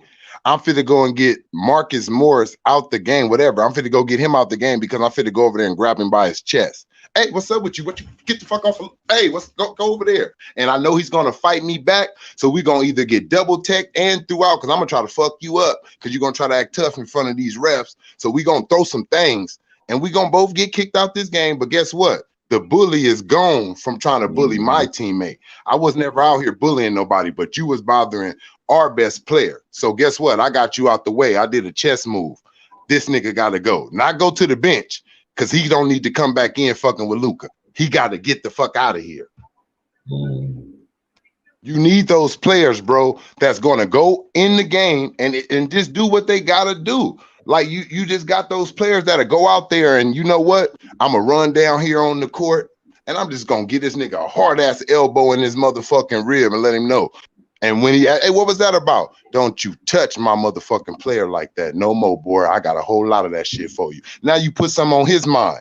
Now you put his career on his mind. Every time you do some janky shit to him, we going to do some janky shit to you, boy. Both of y'all going to be up out of here on the stretcher if you want to play like that. We can go 80s, nigga. That's how you do it, nigga. Luka don't got no bully over there with him, bro. All them niggas is soft who play with him. It ain't not one nigga on that team that's gonna fuck somebody up, and nobody believe it. Like, hey, even Jay's Detroit. I see you, Worm. I know LT's in here too. Salute to the homie, man. I know you. I see you in there. I see you in the panel, man. Salute to the ladies though too, man. That be listening every day. My homie said she was listening while she at work. Salute to my homie out there in, where you say you at? Oh, she's in another country. She said she in New Zealand. Shout out to my homie New Zealand. I ain't see you. Man, homie, dang. Hey, you got some New Zealand fans, big bro? That's what happened. That's what happened when I Messenger, Facebook Messenger, cause I don't have Facebook, but I have Messenger, you know what I mean? So she found me on Messenger. I was like, who in the world is this? I'm like, this look like the homie I went to. It was too, man. Shout out to the homie, man. She said T Price. She said she subscribed. She said maybe she subscribes because she said, cause me and her, she talked about the dude named T Price that me and her was the only Laker fans, bro, in our culinary group. Everybody else was, you know, Golden State, Boston. Everybody was. Remember back when we was growing up, everybody didn't pick the famous teams. There was people that was loyal to the sorry teams back in the day, bro. All thing I don't understand about basketball is when we're gonna see Minnesota in the finals. And I was gonna say this, because I was saying this earlier. It would be good for Atlanta to play in the NBA finals because a lot of people don't know Atlanta is a big ass fucking city. It'd be good. It's good for basketball. To me, you see a team like Atlanta. Can I see more teams like Atlanta? Like a small franchise, even though they are from they said it's a small market, but actually Atlanta is a big market. But everybody knows the South is football territory, college football, NFL. So you know what this did too for the league? It also lets players know like a small franchise team can build a championship team and get you there if you put in the hard work with them though. You have to work on your game just as hard as you want them to bring in the best players. Yeah. I'm sorry. Because sometimes, and it's the truth. Sometimes it's not the scouting. Sometimes it's not all of the dudes above you, like the dudes in the suit. Sometimes your game is everybody watching everybody in the league. So I'm telling you, play hard, play good. You got somebody watching you saying, if I play with that nigga, ooh wee. Like you don't have to do all this linking up, calling nobody. Niggas want to play with good players just on the natural. When free agency come up, them good players, when free agency come up, that's the shit I do. If I really wanted to leave and I felt like a franchise wasn't giving me their all and I had a real conversation with them and they told me they going this way and I'm trying to go that way, I'll be like, well, after our contract, I'm just letting you know I'm leaving. You can trade me all you want to because no matter what, I'm going to where I want to when my contract up. Like I'm just going free agency. I seen who matched with me. I seen who I can go and win with. Like and I'm not going nowhere else after that because if I see one player that I feel I can win with, that's where I'm staying at. I'm not going to be doing no more moving and say, oh shit, we lost one the first season. We got to break this up. No, I'm locking in. Y'all lock in, That's man. all you have to do. That's all you have to do. Lock in, and as long as your coach make the right adjustments, because you play 4 quarters for a reason, to make adjustments, not to just sit there and look stupid the whole 4 quarters. I want to bring up a good point. Listen, I never understood sports, period. Now, just look at the real world. It's working. You ain't about to go to your job. Don't give a fuck how much they paying you and don't do nothing. So what I'm saying is you paying these players millions just to sit on the sideline, don't put them in the game, don't see if they can play, just to do nothing. Where they do that at? Like, who started this? Like, where they get that habit from? Who brought up this regiment, how to work out, how to play players, how to trust in your teammates, when the coach is not even putting these players in to do these things? Like, if I'm a coach, the worst thing my coach can do is kill my confidence by having me sitting over there not trying to play me. I ain't gonna want to play when I get in. I'm gonna drop everything that come to me, but you got niggas that be like, you know what, this nigga can't coach. I'm gonna cost him his job. Rodney Hood. That's all I'm gonna say, James. To add on to that, Rodney Hood when he was with Cleveland, they tried to put him in the last like 2 minutes, and he was like, "Fuck that!" Like I'm working. Hell no. See, I see, and like I said, I learned shit every day on these channels. I never knew Rodney Hood played it like that because that's the type of nigga I be. When I see what you doing, man, I know you ain't a good coach. Shit, I'm not out here doing nothing, nigga. But y'all got me sitting over here anyway. But look, it's Rodney your time to go Hood in the look game. at Rodney. But Man, look, I ain't Rodney going Hood. nowhere. Y'all have me sitting over here all that fucking time. You go in the game, bitch. Rodney Fuck Hood you look gonna at try it to give me like some dog I'm at Utah averaging 16 points when I'm getting minutes. Like I don't Facts. suck. Like I'm averaging 16 points over there when I get minutes. And then you bring me over here and you ain't playing. It's the same with the Lakers. Hold on. It's no way in hell. I'm sorry, but this is just how I feel. I wouldn't fire Frank Vogel because I feel like he's just a bad coach. I just feel like the mistake he made was so bad, I have to fire you so I can let whoever else I know, like whoever else I hire, that shit is not tolerated in this organization. You got the 6th man of the year over there on the motherfucking bench. Who does that? That's like that's like getting your ass lit up on the basketball court and you got the defensive player of the year on the fucking bench. That's why I like talking to you, Trey, because you were on the same level with me. That's why I say, who does this? Who started doing this in their era? That confidence is everything, dog. Look, your coach. I don't care. I don't care about his height. I don't care about his height because this nigga just won 6th man of the year with that same height playing against all these same players. Ain't that many new niggas in the league. He was just playing against these niggas last year, averaging 20 and 10 or some shit like that. Like, hold on. You're gonna play. Anthony Davis is hurt. That's why we got you. Get your ass out there, be that spark plug off the bench like we know you're supposed to be. That's what the 6th man of the year do. He goes out there and gets you buckets if you give him the play time. So Frank Vogel, I have to say sayonara to you because that was so much of a bad-ass motherfucking play call on your judgment, like on your rotation, that I can't take the fact that you learned from that. And I don't want to take another chance that you do some shit like that. So I got to let you go. You're not Greg Popovich, where you just took Tim Duncan out. Popovich got 5 rings, bruh. You just got 1. And I can't just give your coaching the rings. You had some bomb-ass motherfucking players and a good situation going for you at the time. So I can't really say that it's your coaching because if it was your coaching, you would have figured something out this season through all the trials and tribulations that we went through. You couldn't figure out your own roster. That's how I know you have no say-so. When you see shit like that, you gotta think like, did this coach even pick these fucking players? Because I don't think you picked these players, because if you did, you would know what the fuck to do with them. Because if I You pick know some what you players, have. you exactly, James. If I'm picking you, that means I know what I'm getting, what I want to do with your ass.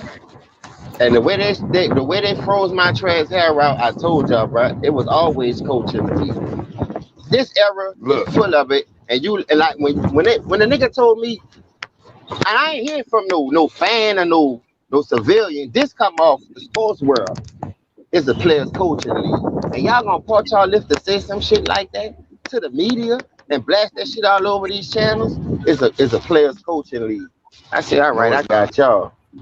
Do you see what these coaches do now on the sideline? I'll be watching it very closely. When it's a bad call, if you really look at it, the player go over there to the sideline. When they shooting a free throw or something, the player over there talking to the referee, you got the coach over there looking at the player and what he's saying, just trying to make sure he don't get teched. Like, he'll let the player talk, and then he'll be like looking at him like, what you want me to say to the ref for you?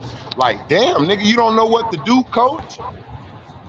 Like, the real coaches that tell that player, the real coaches is gonna tell a superstar, go your ass over there and stand right there and watch him shoot those free throws. I know what to talk and say to this ref. You get your ass over there. I don't need you getting tech the fuck up. If anybody gonna get tech or anything, it'll be me. I know, because I'm not gonna get tech. You know what I mean? I'm not gonna say. But I can't suit up and play. I need my emotions. best players.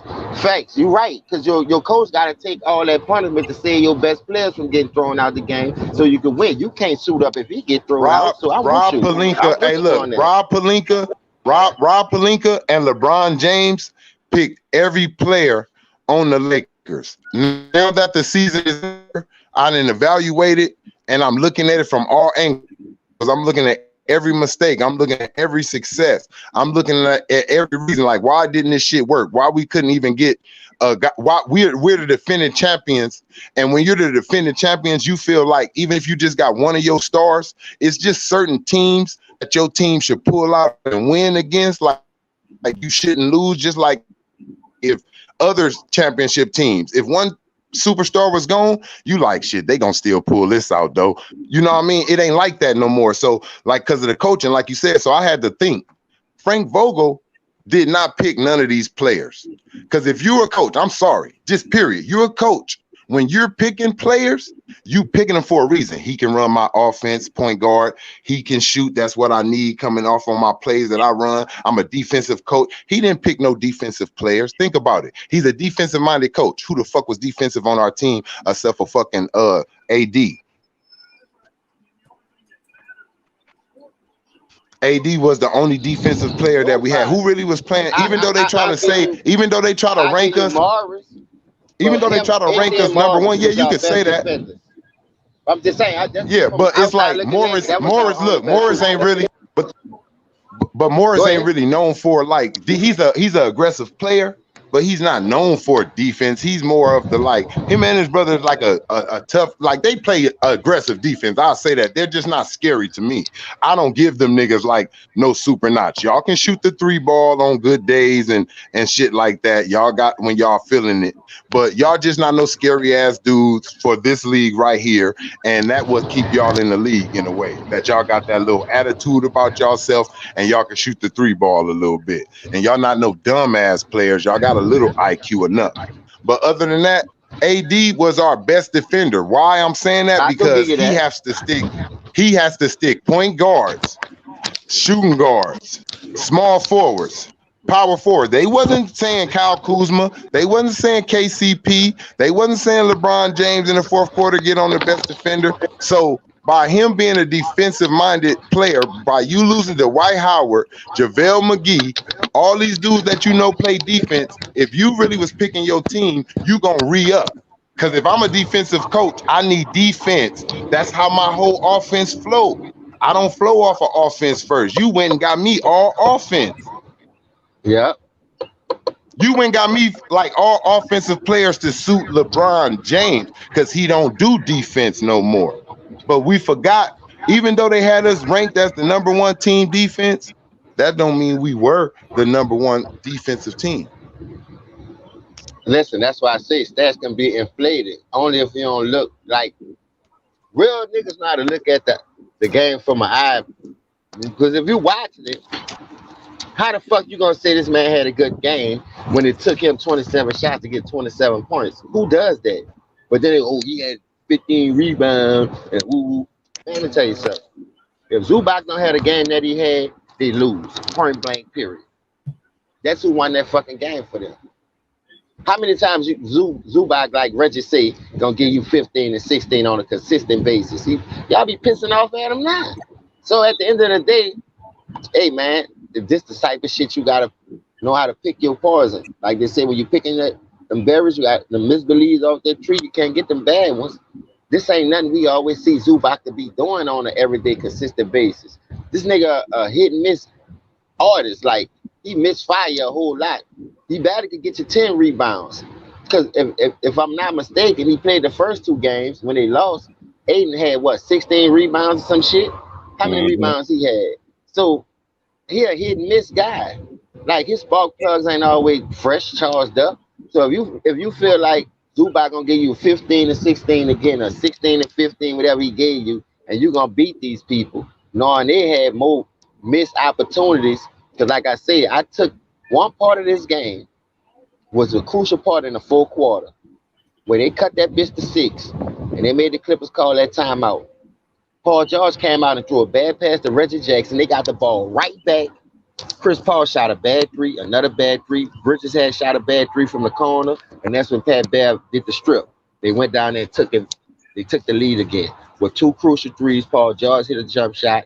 That's a fucking quick 8 points to push that bitch right back up. So 8 and 6 is what, 14.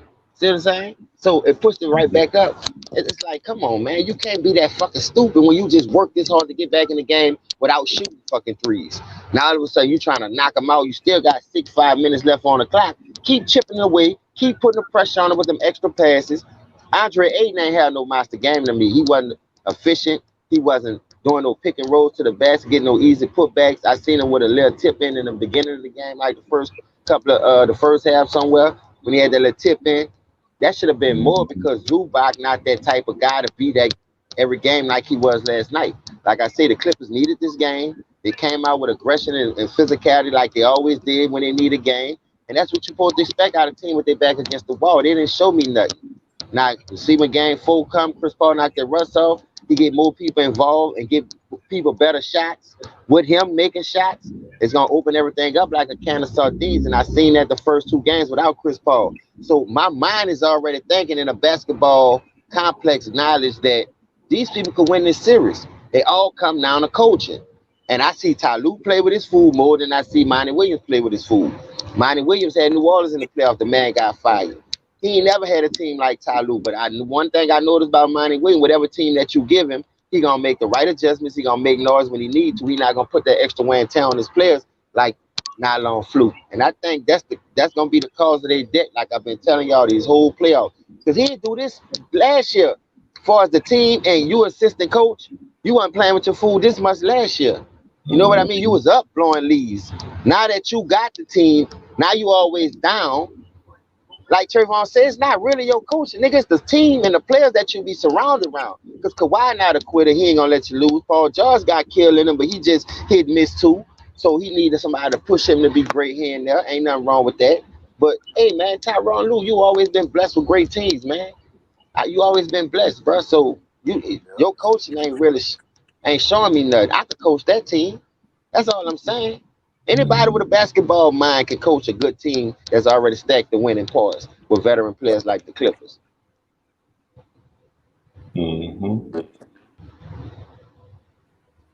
This coaching league sucks, bro. Tyronn Lue need to go. Jason Kidd, Chauncey Billups, Sam Cassell.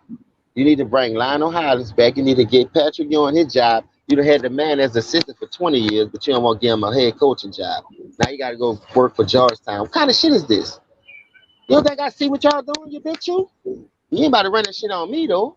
That's why you ain't never get no ratings. I watch that shit at a bar because I'm working, but putting that shit on my TV, nigga, I was watching Trading Places this morning, nigga. Looking good, Billy Ray. Looking good, Lewis. Like, sure, he went to Harvard.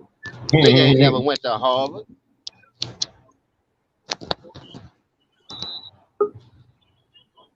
I be watching old school classes, me, dog. I'd rather catch a replay.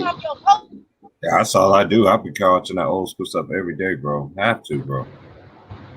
I gotta keep that shit in my system, dog, because there ain't nothing like a good laugh in a stressful ass world. World ain't used to be so stressful in the 90s and the 80s, but it was just hard because you wasn't paying nobody. Now that you paying people, it come with a lot of stress. Come with a lot of ass kissing, dick sucking, and boot licking. Something I ain't about to do. Like I say, Scotty, well, your name ain't Scotty Pippen no more, bitch. You snotty sniffing to me. You snotty He's saying nose his ass. name to me just to be relevant. Try to get his name That back. nigga, that pissed me off. This like his third day in a row taking shots at people, though. Why is you taking shots at players? Why is you trying to compare players that's not the same?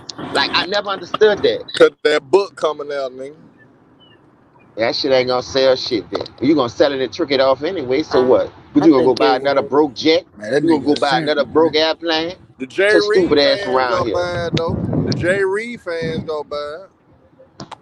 So they can I hate when you gotta sell a book like that to make money when you And had all this dismayed me money at the being a same time. professional. Why the fuck you play all these years as a professional and you ain't got no money? I don't want to hear that shit. I don't feel sorry for no nigga like that. Yeah, the real niggas ain't gonna fuck with it, but them hoe ass niggas that hate on Jordan, they gonna buy that book. Hey man, I don't wish bad luck on nobody. But like I said, when you bring that shit to yourself because of your accolades, show for it, I only take. Everybody say Jordan needed this, Jordan needed that, but they forgot. Pippen was on a bench, nigga. Pippen wasn't even averaging 10 The points, and then first when he 3 did get, years. and The then when he first 3 did get years. in after that 4th year, the nigga quit on him instantly. Talking about a fucking migraine. I Yeah. done played with separated shoulders, broke toes, all that shit. Nigga ain't must know my shit was broke, nigga. That nigga The averaged fuck is they 7. talking about? That nigga averaged 7 points the first 3 years. And let me tell you something. Tell me that shit about Kobe.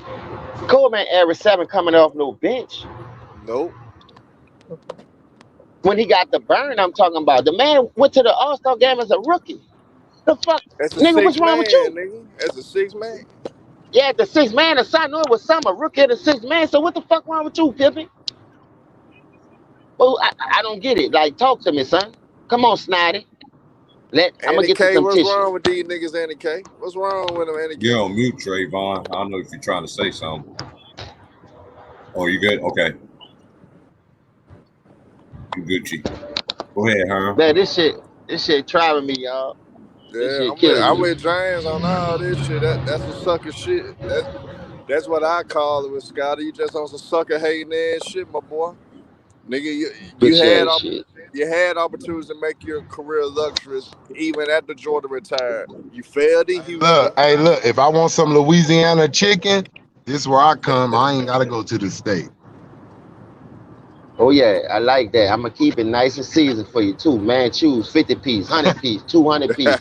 Heart attack. Come get it. It's live at 5, baby. Yeah. I just don't like Pippen doing this shit, dog, because I feel like you trying to keep your name relevant when you should have did that shit on the court when you had chances to do that. Hey, I'm You gonna hit trying him to keep your where name relevant in the wrong light to me, and I I'm don't hit like that nigga that. where I'm gonna hit that nigga where it hurt. Nigga, you failed in Houston, nigga, when you formed that so-called super team in Houston. Your bitch ass failed in Houston. You went to Portland, nigga. Portland was stacked, but down there 12 deep. That roster was down there 12 deep. And your bitch ass couldn't get them over the hump to beat the Lakers. You didn't come through in the clutch to beat the Lakers, nigga. So That nigga couldn't stop Glenn Rice. Glenn Rice was cooking his ass. They yeah. had 3:15 left. And Pippen was the assignment for Glenn Rice. I remember this shit like it was yesterday. So they took Bonds and Wells out and put him in there. They went defense. They had Ruben Patterson, Pippen. They had Brian Grant, Rasheed Waters, and Sabonis to try to close that deal. You know, they was trying to mix Stoudemire in there Pippen ran the sometimes. point. Yeah, because Pippen was running the point. And that nigga Glenn Rice was cooking his ass. I'm talking about cooking it.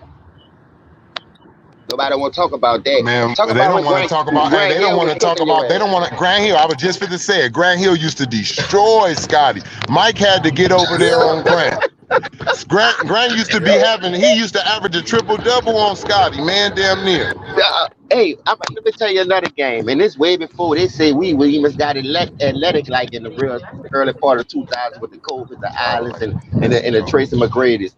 Dominique was killing that nigga. George say, man, get the fuck, man, move out the way. Come on, I got this bitch. And George still had to go drop 40 and beat them bitches. That's what I'm saying. Like, come on, Scotty, what is you doing? Shit, the first championship against the Lakers, nigga. He couldn't stop James Worthy. Jordan had to get on James Worthy because James Worthy was killing on Scotty Pippen. Game 1. And everybody want to talk about, they would have put Scotty on Magic. John still was checking that nigga though. It wasn't like he jumped on that nigga the whole game and John ain't never get on him.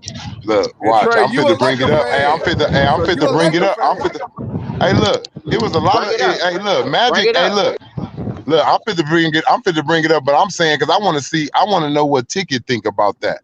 I want to know what my boy Ticket think about that. On saying Scotty was the only one who really didn't belong on the Dream Team because he was the real Robin out of everybody on the. Because the Dream Team is supposed to be all of the not stars on every team, the elite of the league. We can say, Scotty, you was a Robin, like you was elite on defense, but you wasn't a superstar. Scotty, let's be honest, you were not Agreed. a superstar. Isaiah said it though. Isaiah didn't hold back. He told the truth on that. Isaiah Thomas was like, shit, he could take Jordan talking shit about him, but when Scottie Pippen said something about Isaiah snapped. Isaiah got mad than a motherfucker because Scottie Pippen called him out. Pippen's not on his level. Yeah. They didn't look at Scotty like that. Niggas in the 80s and 90s didn't look at Scotty like that. I'm telling you, man, Scottie Pippen, man, you better stop. Before you ain't really get cooked, you gonna be in your feelings for real. And I already gonna be a young nigga for the man. I ain't finna go there with that nigga. I about to go there. No, that nigga already cooked. He already done start something he can't finish with me. Like I say, if I wasn't working 7 days a week, I'd be dropping a video every day before I go to work. I had 4 doubles this week, and I ain't tripping because I gotta get it. I'm telling you, that's the only way I'm gonna get it because it's gonna fall in my lap. But if I had time to cook on a lot of shit these niggas been saying the last 3, 4 fucking months, shit, I'd be on their fucking helm. Starting with Kendrick Perkins, Stephen A. Snitch, Max Kellerman, Shannon Sharp. All these niggas don't keep the same energy. None of them, dog. And like I said, it come a time where this is our platform. We have a real voice now.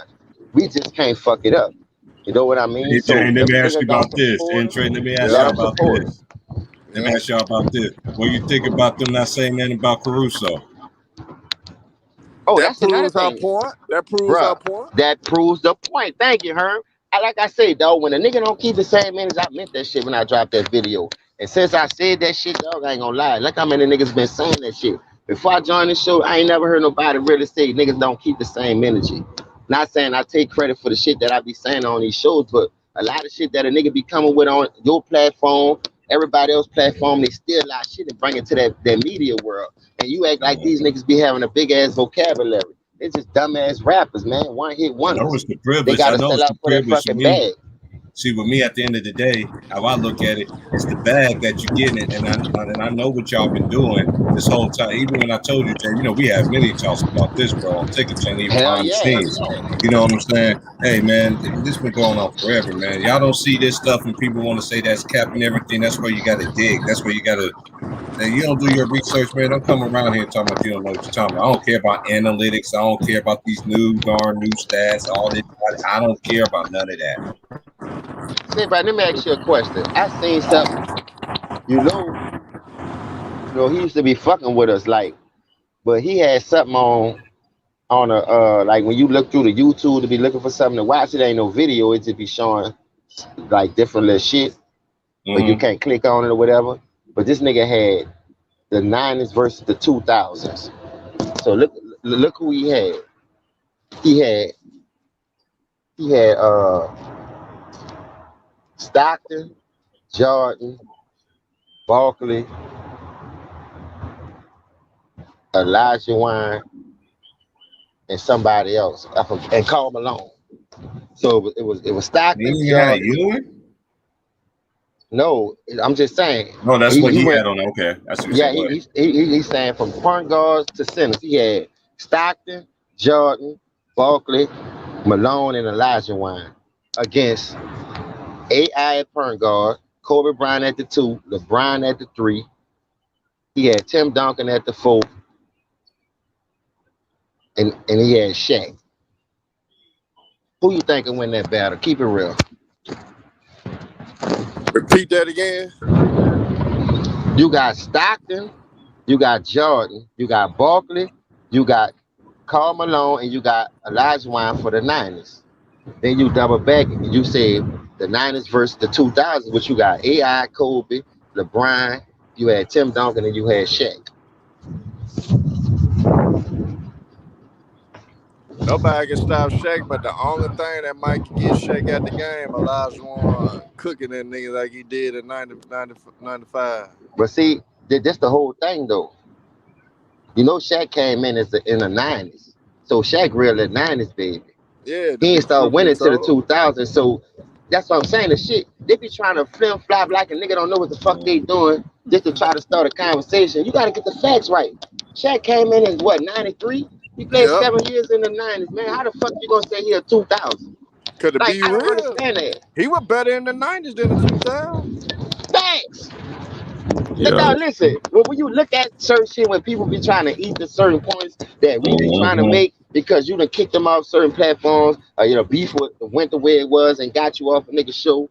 Now you will be trying to eat that. Like, what's up with you so fascinated with these Niners that your points that you be making about us is always wrong? That Hey, that but goes to look, show you this a Kobe, nigga that's in his 30s, don't know Kobe and shit about AI. basketball on the scene 1 or 2 decades. Dropped in When you watch 4, 96. 5 decades Yeah. of this shit, come Kobe on, and man. AI Like, 90s babies. They the 90s in basketball. They came in the mid 90s. see, that's what I'm trying to tell you. He trying to use 90s niggas who won chips in the 90s, who came in a prime in the 90s, far as being that leader of a team. How you gonna put that? Oh, this shit like this will be mind boggling. The competition that real niggas be having against fake shit. What I'm saying, And then to be I don't get it. real, I Why had would you Gary do that to Payton. try to get views off some And shit? then if them niggas want to be real, I had Gary Payton in there before John Stockton. Hey, you see why he ain't do that though, right? Because he Yeah. won't try to put John Stockton, because John Stockton is a white boy. He think John Stockton can't play. But John Stockton led the league in steals multiple times, the lead in assists, and He a he'll pest knock on down 3 points. defense. He a pest And, on and, defense. and he could play solid D. But see, he gonna go on that shit because he looking at all scoring, all just athletic ability. First of all, you got 2 positions that we can take advantage of at any time. And I'm gonna name the 2. That's the 2 centers. You could keep that team the way it is. Small forward, because I think Barkley eat LeBron ass up. Point blank, period. I don't give a fuck what nobody say. The I old say the Barkley, same thing too. the Old Barkley from Parker. the 76ers Mm-hmm. and the ones that he played with Phoenix in Suns. Phoenix are Phoenix killer than Mm-hmm. Suns. fucking LeBron James. And now when you look at it, we already seen the matchup against Elijah Wine and Shaq. But the difference is he ain't put the Shaq in the 90s. He put the Shaq from the 2000s when he So was winning shit, chips. Elijah wanna go score even more Hey, because Shaq was hey, cold. Shaq was if you cold. wanna be real, hey James, I'm gonna tell you, you wanna be real, go back and look at Shaq with Orlando, right? I'm gonna tell you what the Bulls did to Shaq. They'll let him get the, and this is what we be talking about with Dennis James Rodman. Harden. This is what we was talking about with James. Yep. This is what we was talking about like with James Harden and certain players when they score 40 or 30 in the first half. But when it matters, this is when the team pay attention to you. They used to let Shaq get his money and go into ISO mode, basically, not thinking about passing. Oh, I'm about to work this little white center that they got down here.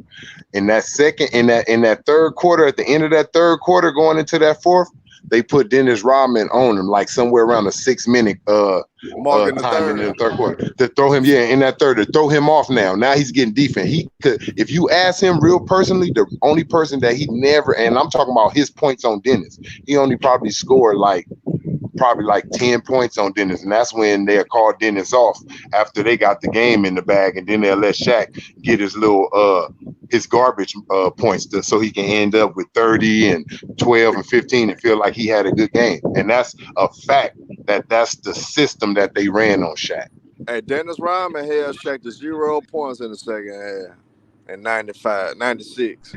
He didn't did it. Hey, he didn't did it on multiple occasions and stuck Shaq. Like he know how to use. He like he said, and he said in the interview, he like one day he's gonna be unstoppable, but right now he just try to use brute strength. Dennis Rodman was the best person at using your own strength against you. He knew you was gonna try to barrel through him, so he'll let you think that you're gonna do the move that you want to do, and he just meets you where he was smart with his blocks. He didn't never He try to. If studied you looked at Dennis film though, Rodman, and he studied that yeah, film. and he never jumped at a defender. That's how I felt like you need to block. The defender got to go towards the rim. The ball got to go towards the rim. So if I catch it before it comes down going towards the cylinder, I'm going to block it. Like, I'm not going to jump towards you. I'm going to jump where the ball got to go and where I feel your release point going to be at. That just showed how much he was. See, he was dedicated. Robin was dedicated into watching that film and watching anybody he had to guard. He would watch every little thing that they do, every broke down, every detail. That's what made him so lethal on the defensive side of the ball. He even studied niggas how they shoot the ball, so he know where to be on rebound. Yeah, and he frustrated you. And look, and he got you frustrated because you're supposed to have 30. You know what I mean? So it's frustrating you because you're looking at him like, damn, he only 6'9", 6'10". You know what I mean? If anything, and you 7'1", and he's giving you the business out here, not on offense. And then it pisses you off if he get a little dunk, get a little alley or a tip jam. He was good for them tip jams. You just Dennis Rodman come out of nowhere and just get a little tip jam, then he just hang his knees all over you and shit a little bit. You be mad at him up. That shit crazy. Yeah.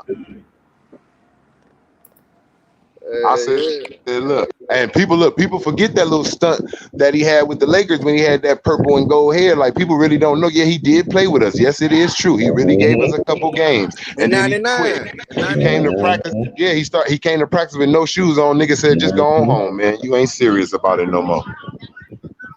But shit, the crazy part about it, that trick would have did some shit. Look, he still fuck with the Lakers, man. Look. My girl's son played basketball. They went to the Laker practice or little area out there in El Segundo. That nigga was there, bro. I'm sitting in the car while they up in there getting their little tour. I'm sitting in the car. I'm looking. I tap her. I'm like, hey, that motherfucker look like Dennis. I said, that's it. Before I even can say, I'm like, that's Dennis Rodman. And then the trainer who trains with the Lakers, the famous trainer, the black dude, he come walking right past me. I'm like, hey, excuse me. I'm like, was that Dennis Rodman, man? He like, yeah, it sure was. I'm like, ain't that a bitch? He's still fucking with the Laker organization. Right now to this day, he still got something going on, like with that with the organization. I don't think nobody from the original Chicago Bulls, like, they don't fuck with the Chicago Bulls team. They all go to other teams that they were with, like that they joined after that. They don't really like the way the Chicago organization did them. You can't push shit. You can't push shit past Dennis Rodman. We got a team full of clutch. Yeah. Hey, look, he don't agree with that. Look, and people wonder why. They like to try to make it seem like I'm tired of that. Stop saying these old school players are hating on the new school. No, they're just saying, damn, y'all play the same sport I play, but you ain't got to go through the same fucking the same struggles that I went through. So you're getting it easier. Why should I respect you on that level? It's the same thing. Like, even though we work, right? Yeah, we know back in the days, people work way harder. They didn't have the technology to kind of help you at your job that we got now, but you still can work hard. No matter how easier it gets as the years go on, you still got to work hard and be good at your job and put in the work. These players don't put in that much of an effort. They cool with the floating through the system sometimes. Oh, I'm right here. I'm going to just stay right here. It's just enough. Fuck what I can be. I'm just going to stay right here because I'm still getting paid like I am a KD. Like I am. You got to think about that. These niggas is getting paid like they are. Look what Rudy Gobert just got. I'm not saying that he don't deserve that for what he does, but Rudy Gobert don't hold a candle to none of the centers that I watched growing up. Right. Exactly. And he don't hold a candle. He don't hold a candle. To me, he ain't even as impactful as Dwight Howard was on defense. Dwight Howard was very impactful. In his heyday on defense, after Kobe put his nuts in his mouth, he learned how to play defense. Yeah, he did. He said, "Ain't nobody gonna dunk on me like that no more." So it's like Rudy Gobert, like, come on, man, he really ain't like he blocked niggas, but can we really say he a real defensive like threat? Like you scared to go in there on Rudy? Ain't nobody scared to go in there and try Rudy Gobert. No, they're not. That's a good point. But see, like he gets blocks and everything, but you get blocks because niggas want to try you. A nigga who's scared of a block like Mutombo, Manute Bo, these niggas, it was games where they only probably had one block because a nigga be like, we ain't challenging them today, you guys. We shooting threes and jumpers today. That motherfucker impact the game too much for us to try to go in there on them. that's a big point right there. Because like I said, when you got a center like that, that's where coaching come in there. Yeah, look what Shaq said. Shaq said the only point guard I didn't send to, because Rudy Gobert ain't sending nobody to their pockets. Shaq said Allen Iverson is the only dude who used to come in the key I never set to the set on his ass. He said, but every other point guard, if you come down there challenging me in my world, I'm gonna send your ass to the ground if I can't block you. Ain't nobody scared of Rudy. You will be scared of Shaq. You did that to Jordan. Jordan when and look, you see, he said Jordan told him that boy. Look, Jordan said, Jordan told him, don't apologize to me. You did the right thing. You don't want to get your ass dunked on. You don't want to get dunked on. Shit, that nigga say shit. Jordan come up in the thing. Hey, look. You know, I just catch him flipping. I would have did it too. That nigga came with a 2-hand tomahawk down hard on Jordan. I would have did it too, and I would have apologized too, because I would have wanted Jordan to know it ain't that I'm on some bad boy shit with you. I don't want you to hate me for the rest of my career and try to dunk on me every fucking time we meet, like on some hateful shit. I just don't want to be on none of your posters that I grew up loving. Hey, that's real talk though. Only real nigga tell you that shit. And look what y'all and that's fact. I'm telling you, you're not gonna put me on no. You're not gonna put me on. Look at Trevor Ariza. Not like that. I ain't saying I agree. I ain't saying what he did. That's just good basketball. But when Trae Young threw that ball between his legs on that play, and he kind of like just gave him that elbow, like, I'm not gonna let you put me on ESPN. Like, you feel me? He just got pride in himself. Like, it ain't nothing against you, Trae. Like, I know you mad. Like, a little elbow to your chest and shit. But look, bro, not me. You can do that to these niggas who don't give a fuck about defense, but I actually care about. See, Trevor is a defensive nigga. He know he older. He can't do what he want to do no more. So that made him mad. Like, oh, I don't like that because I'm not used to a nigga doing that to me. He got pride in his defense. I don't like a nigga who go give a nigga a pat on his ass for crossing his ass up and stroking a three. That's what niggas do to Steph Curry. He stroke your ass up. You over there talking about good shit and laughing with him. No, where your pride at? He got 40 on your ass.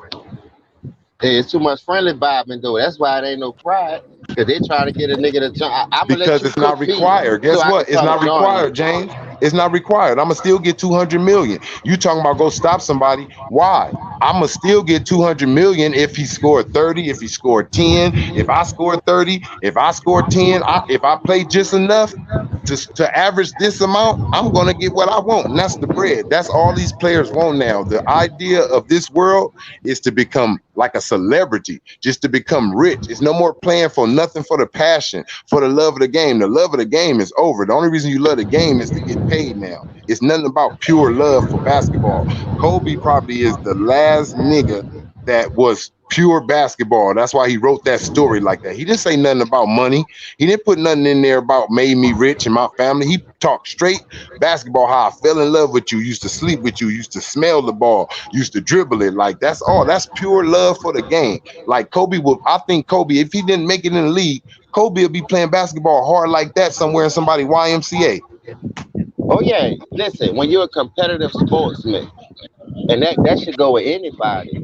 Anytime you put on a pair of cleats, spikes, basketball shoes, track shoes, give a fuck what it is, flippers for swimming, dog, you got to go out there and get your all, man. Because I hate to lose. Even though I know I can't win them all, I want my opponent best punch to bring the best out of me.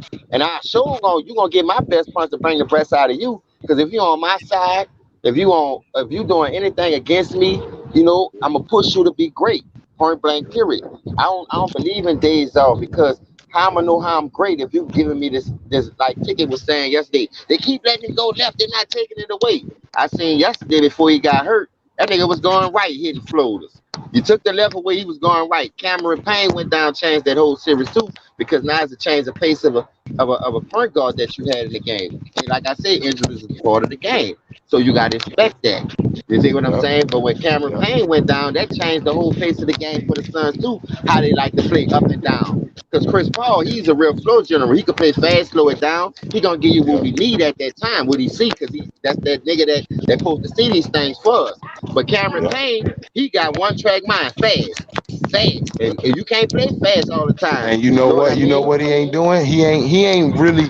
You know what? Like you gotta get when you on the bench. Like if I'm a point guard and I'm playing behind Chris Paul, I'm like a sponge.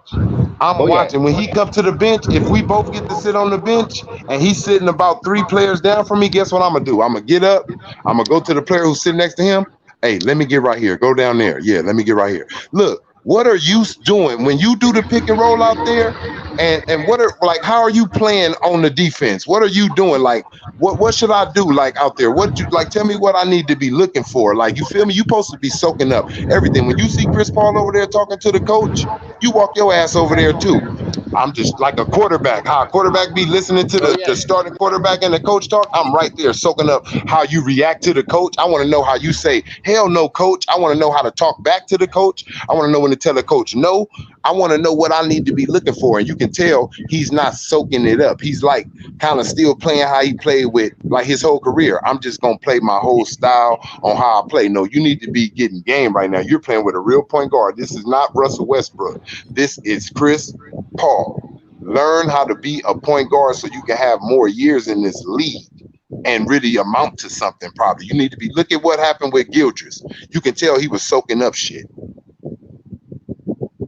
When he played with Paul, you can tell he was like a shadow on Chris Paul, learning shit. I need to learn that point. Now look at him. If you look at him when he do the pick and roll, he didn't used to put his ass on a dude to hold him back for a minute to let the play develop. Now he got that in his bag because of Chris Paul. How Chris Paul dribbles in front of the defender to make them hold up for a minute and he either pass it or do his little free throw jumper.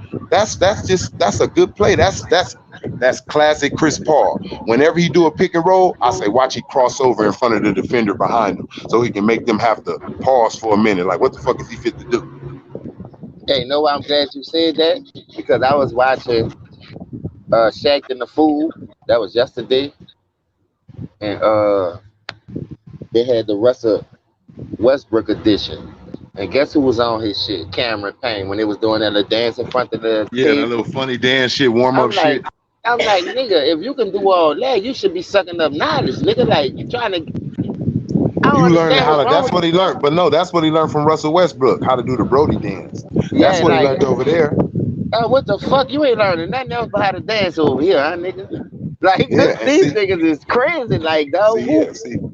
Chris Paul is a different. That's why you notice. Look, let me tell you, all of the real. Even though Chris Paul he's a great player, but he's not that scorer. See, every championship team need a nigga that cannot be stopped from putting the ball in the hoop. Just like you need a defensive player that can give you a stop, you also for damn sure you need an offensive player that can just go give you 8-10 points in a row and ain't nobody gonna be able to do a damn thing about it and they know he gonna get the ball on every play. Chris Paul's not that player. That's why he hasn't got over the hump. But Chris Paul is the type of player that you don't like him. You know why? Because he's not going to settle for less with your ass. He's not going to let you do that dumb shit. If you just watch him on the court, niggas be laughing. He be like, and he'll go serious. Like, ain't nothing fucking funny. Like, stay focused. Like, that's why he almost beat Russ and the Houston Rockets, because he kept that team focused. That whole series, they just didn't execute a couple shots, but they was focused that whole series. That's why they damn near beat him, because he didn't let them niggas start celebrating, jumping up and down, acting like they won nothing. No, we ain't did shit yet. Stay focused, play good basketball. That's why you don't like dudes that make you do what you're supposed to. You want a nigga that let you lag. That's the favorite teacher, the substitute teacher. The nigga that come in there, sit down, and you just get to talk to everybody, throwing spitballs and all that shit, passing no, he don't give a fuck about the agenda, nothing. You hate the teacher that come in there and say, be quiet, turn around, shut up, do your work, pay attention. You don't like that teacher, but he's the one that's gonna really get you somewhere. Hell yeah. You feel me? You don't like the militant. Yeah, you don't like the militant nigga. You like the nigga that's gonna let you fuck off your life. The nigga that don't make you learn shit. You're not learning nothing but how to be a damn fool when you in there liking those type of teachers. Yeah, I want to go to woo class. We ain't gotta do shit. That's where you want to go, where you ain't got to. So I know what type of nigga you going to be, a nigga that don't like to do shit. You going to be on the corners, drinking alcohol, smoking weed, because you don't like to do shit. You already told me at a young age. You want to go to classes that you don't got to do shit at. So you don't like hard work. That's why niggas don't like those type of teachers, those type of bosses. Nobody. Those type of parents. You want the parents that don't tell your ass come in when the street lights come on. You got a curfew. You can't go to that party. You can't do this. You want a parent that be like, here, smoke weed, drink, go have sex at a young age, bring babies back. I don't care what you do. That's the type of parents you call fun, and that's your favorite parent. If you got one parent that's strict and you got one parent that's not, you always like the other parent because they don't teach you shit or make you or have any morals or goals for yourself. That's the shit that got to stop. And that's what goes on what you say, James, about these coaches. These players like coaches that don't make them do shit. No practicing hard. You get to sit out. You get to go to Vegas. You get to go in the studio and go back and forth with little baby and shit and all that stupid ass shit. That's what they want to do. Like, they don't want no coach that say, get your ass in and practice. If you late, you running laps. I don't give a fuck if you the star or the last nigga on the bench. Because you can't make the last nigga on the bench. You can't make no nigga. I'm going to tell you, if I'm running laps for being late, I don't give a fuck if it's James Harden, Kawhi Leonard, LeBron James. I'm going to say it right there in front of everybody. Coach, he late. Why he not running? We a team, right? We supposed to do, everybody supposed to be getting the same treatment. He need to run these laps too. Like, and if he don't, now I'm going to start being hard-headed around here. I need, you can trade me or whatever. Yeah, because I need that. You can trade me or whatever you need to do, but I need to see the so-called leader. I need to see that he can get chastised too, because you know what that do? That scared the shit out of the last man on the bench. Oh, damn. If he getting in trouble, I know I better not never be late. Matter of fact, let me be an hour early.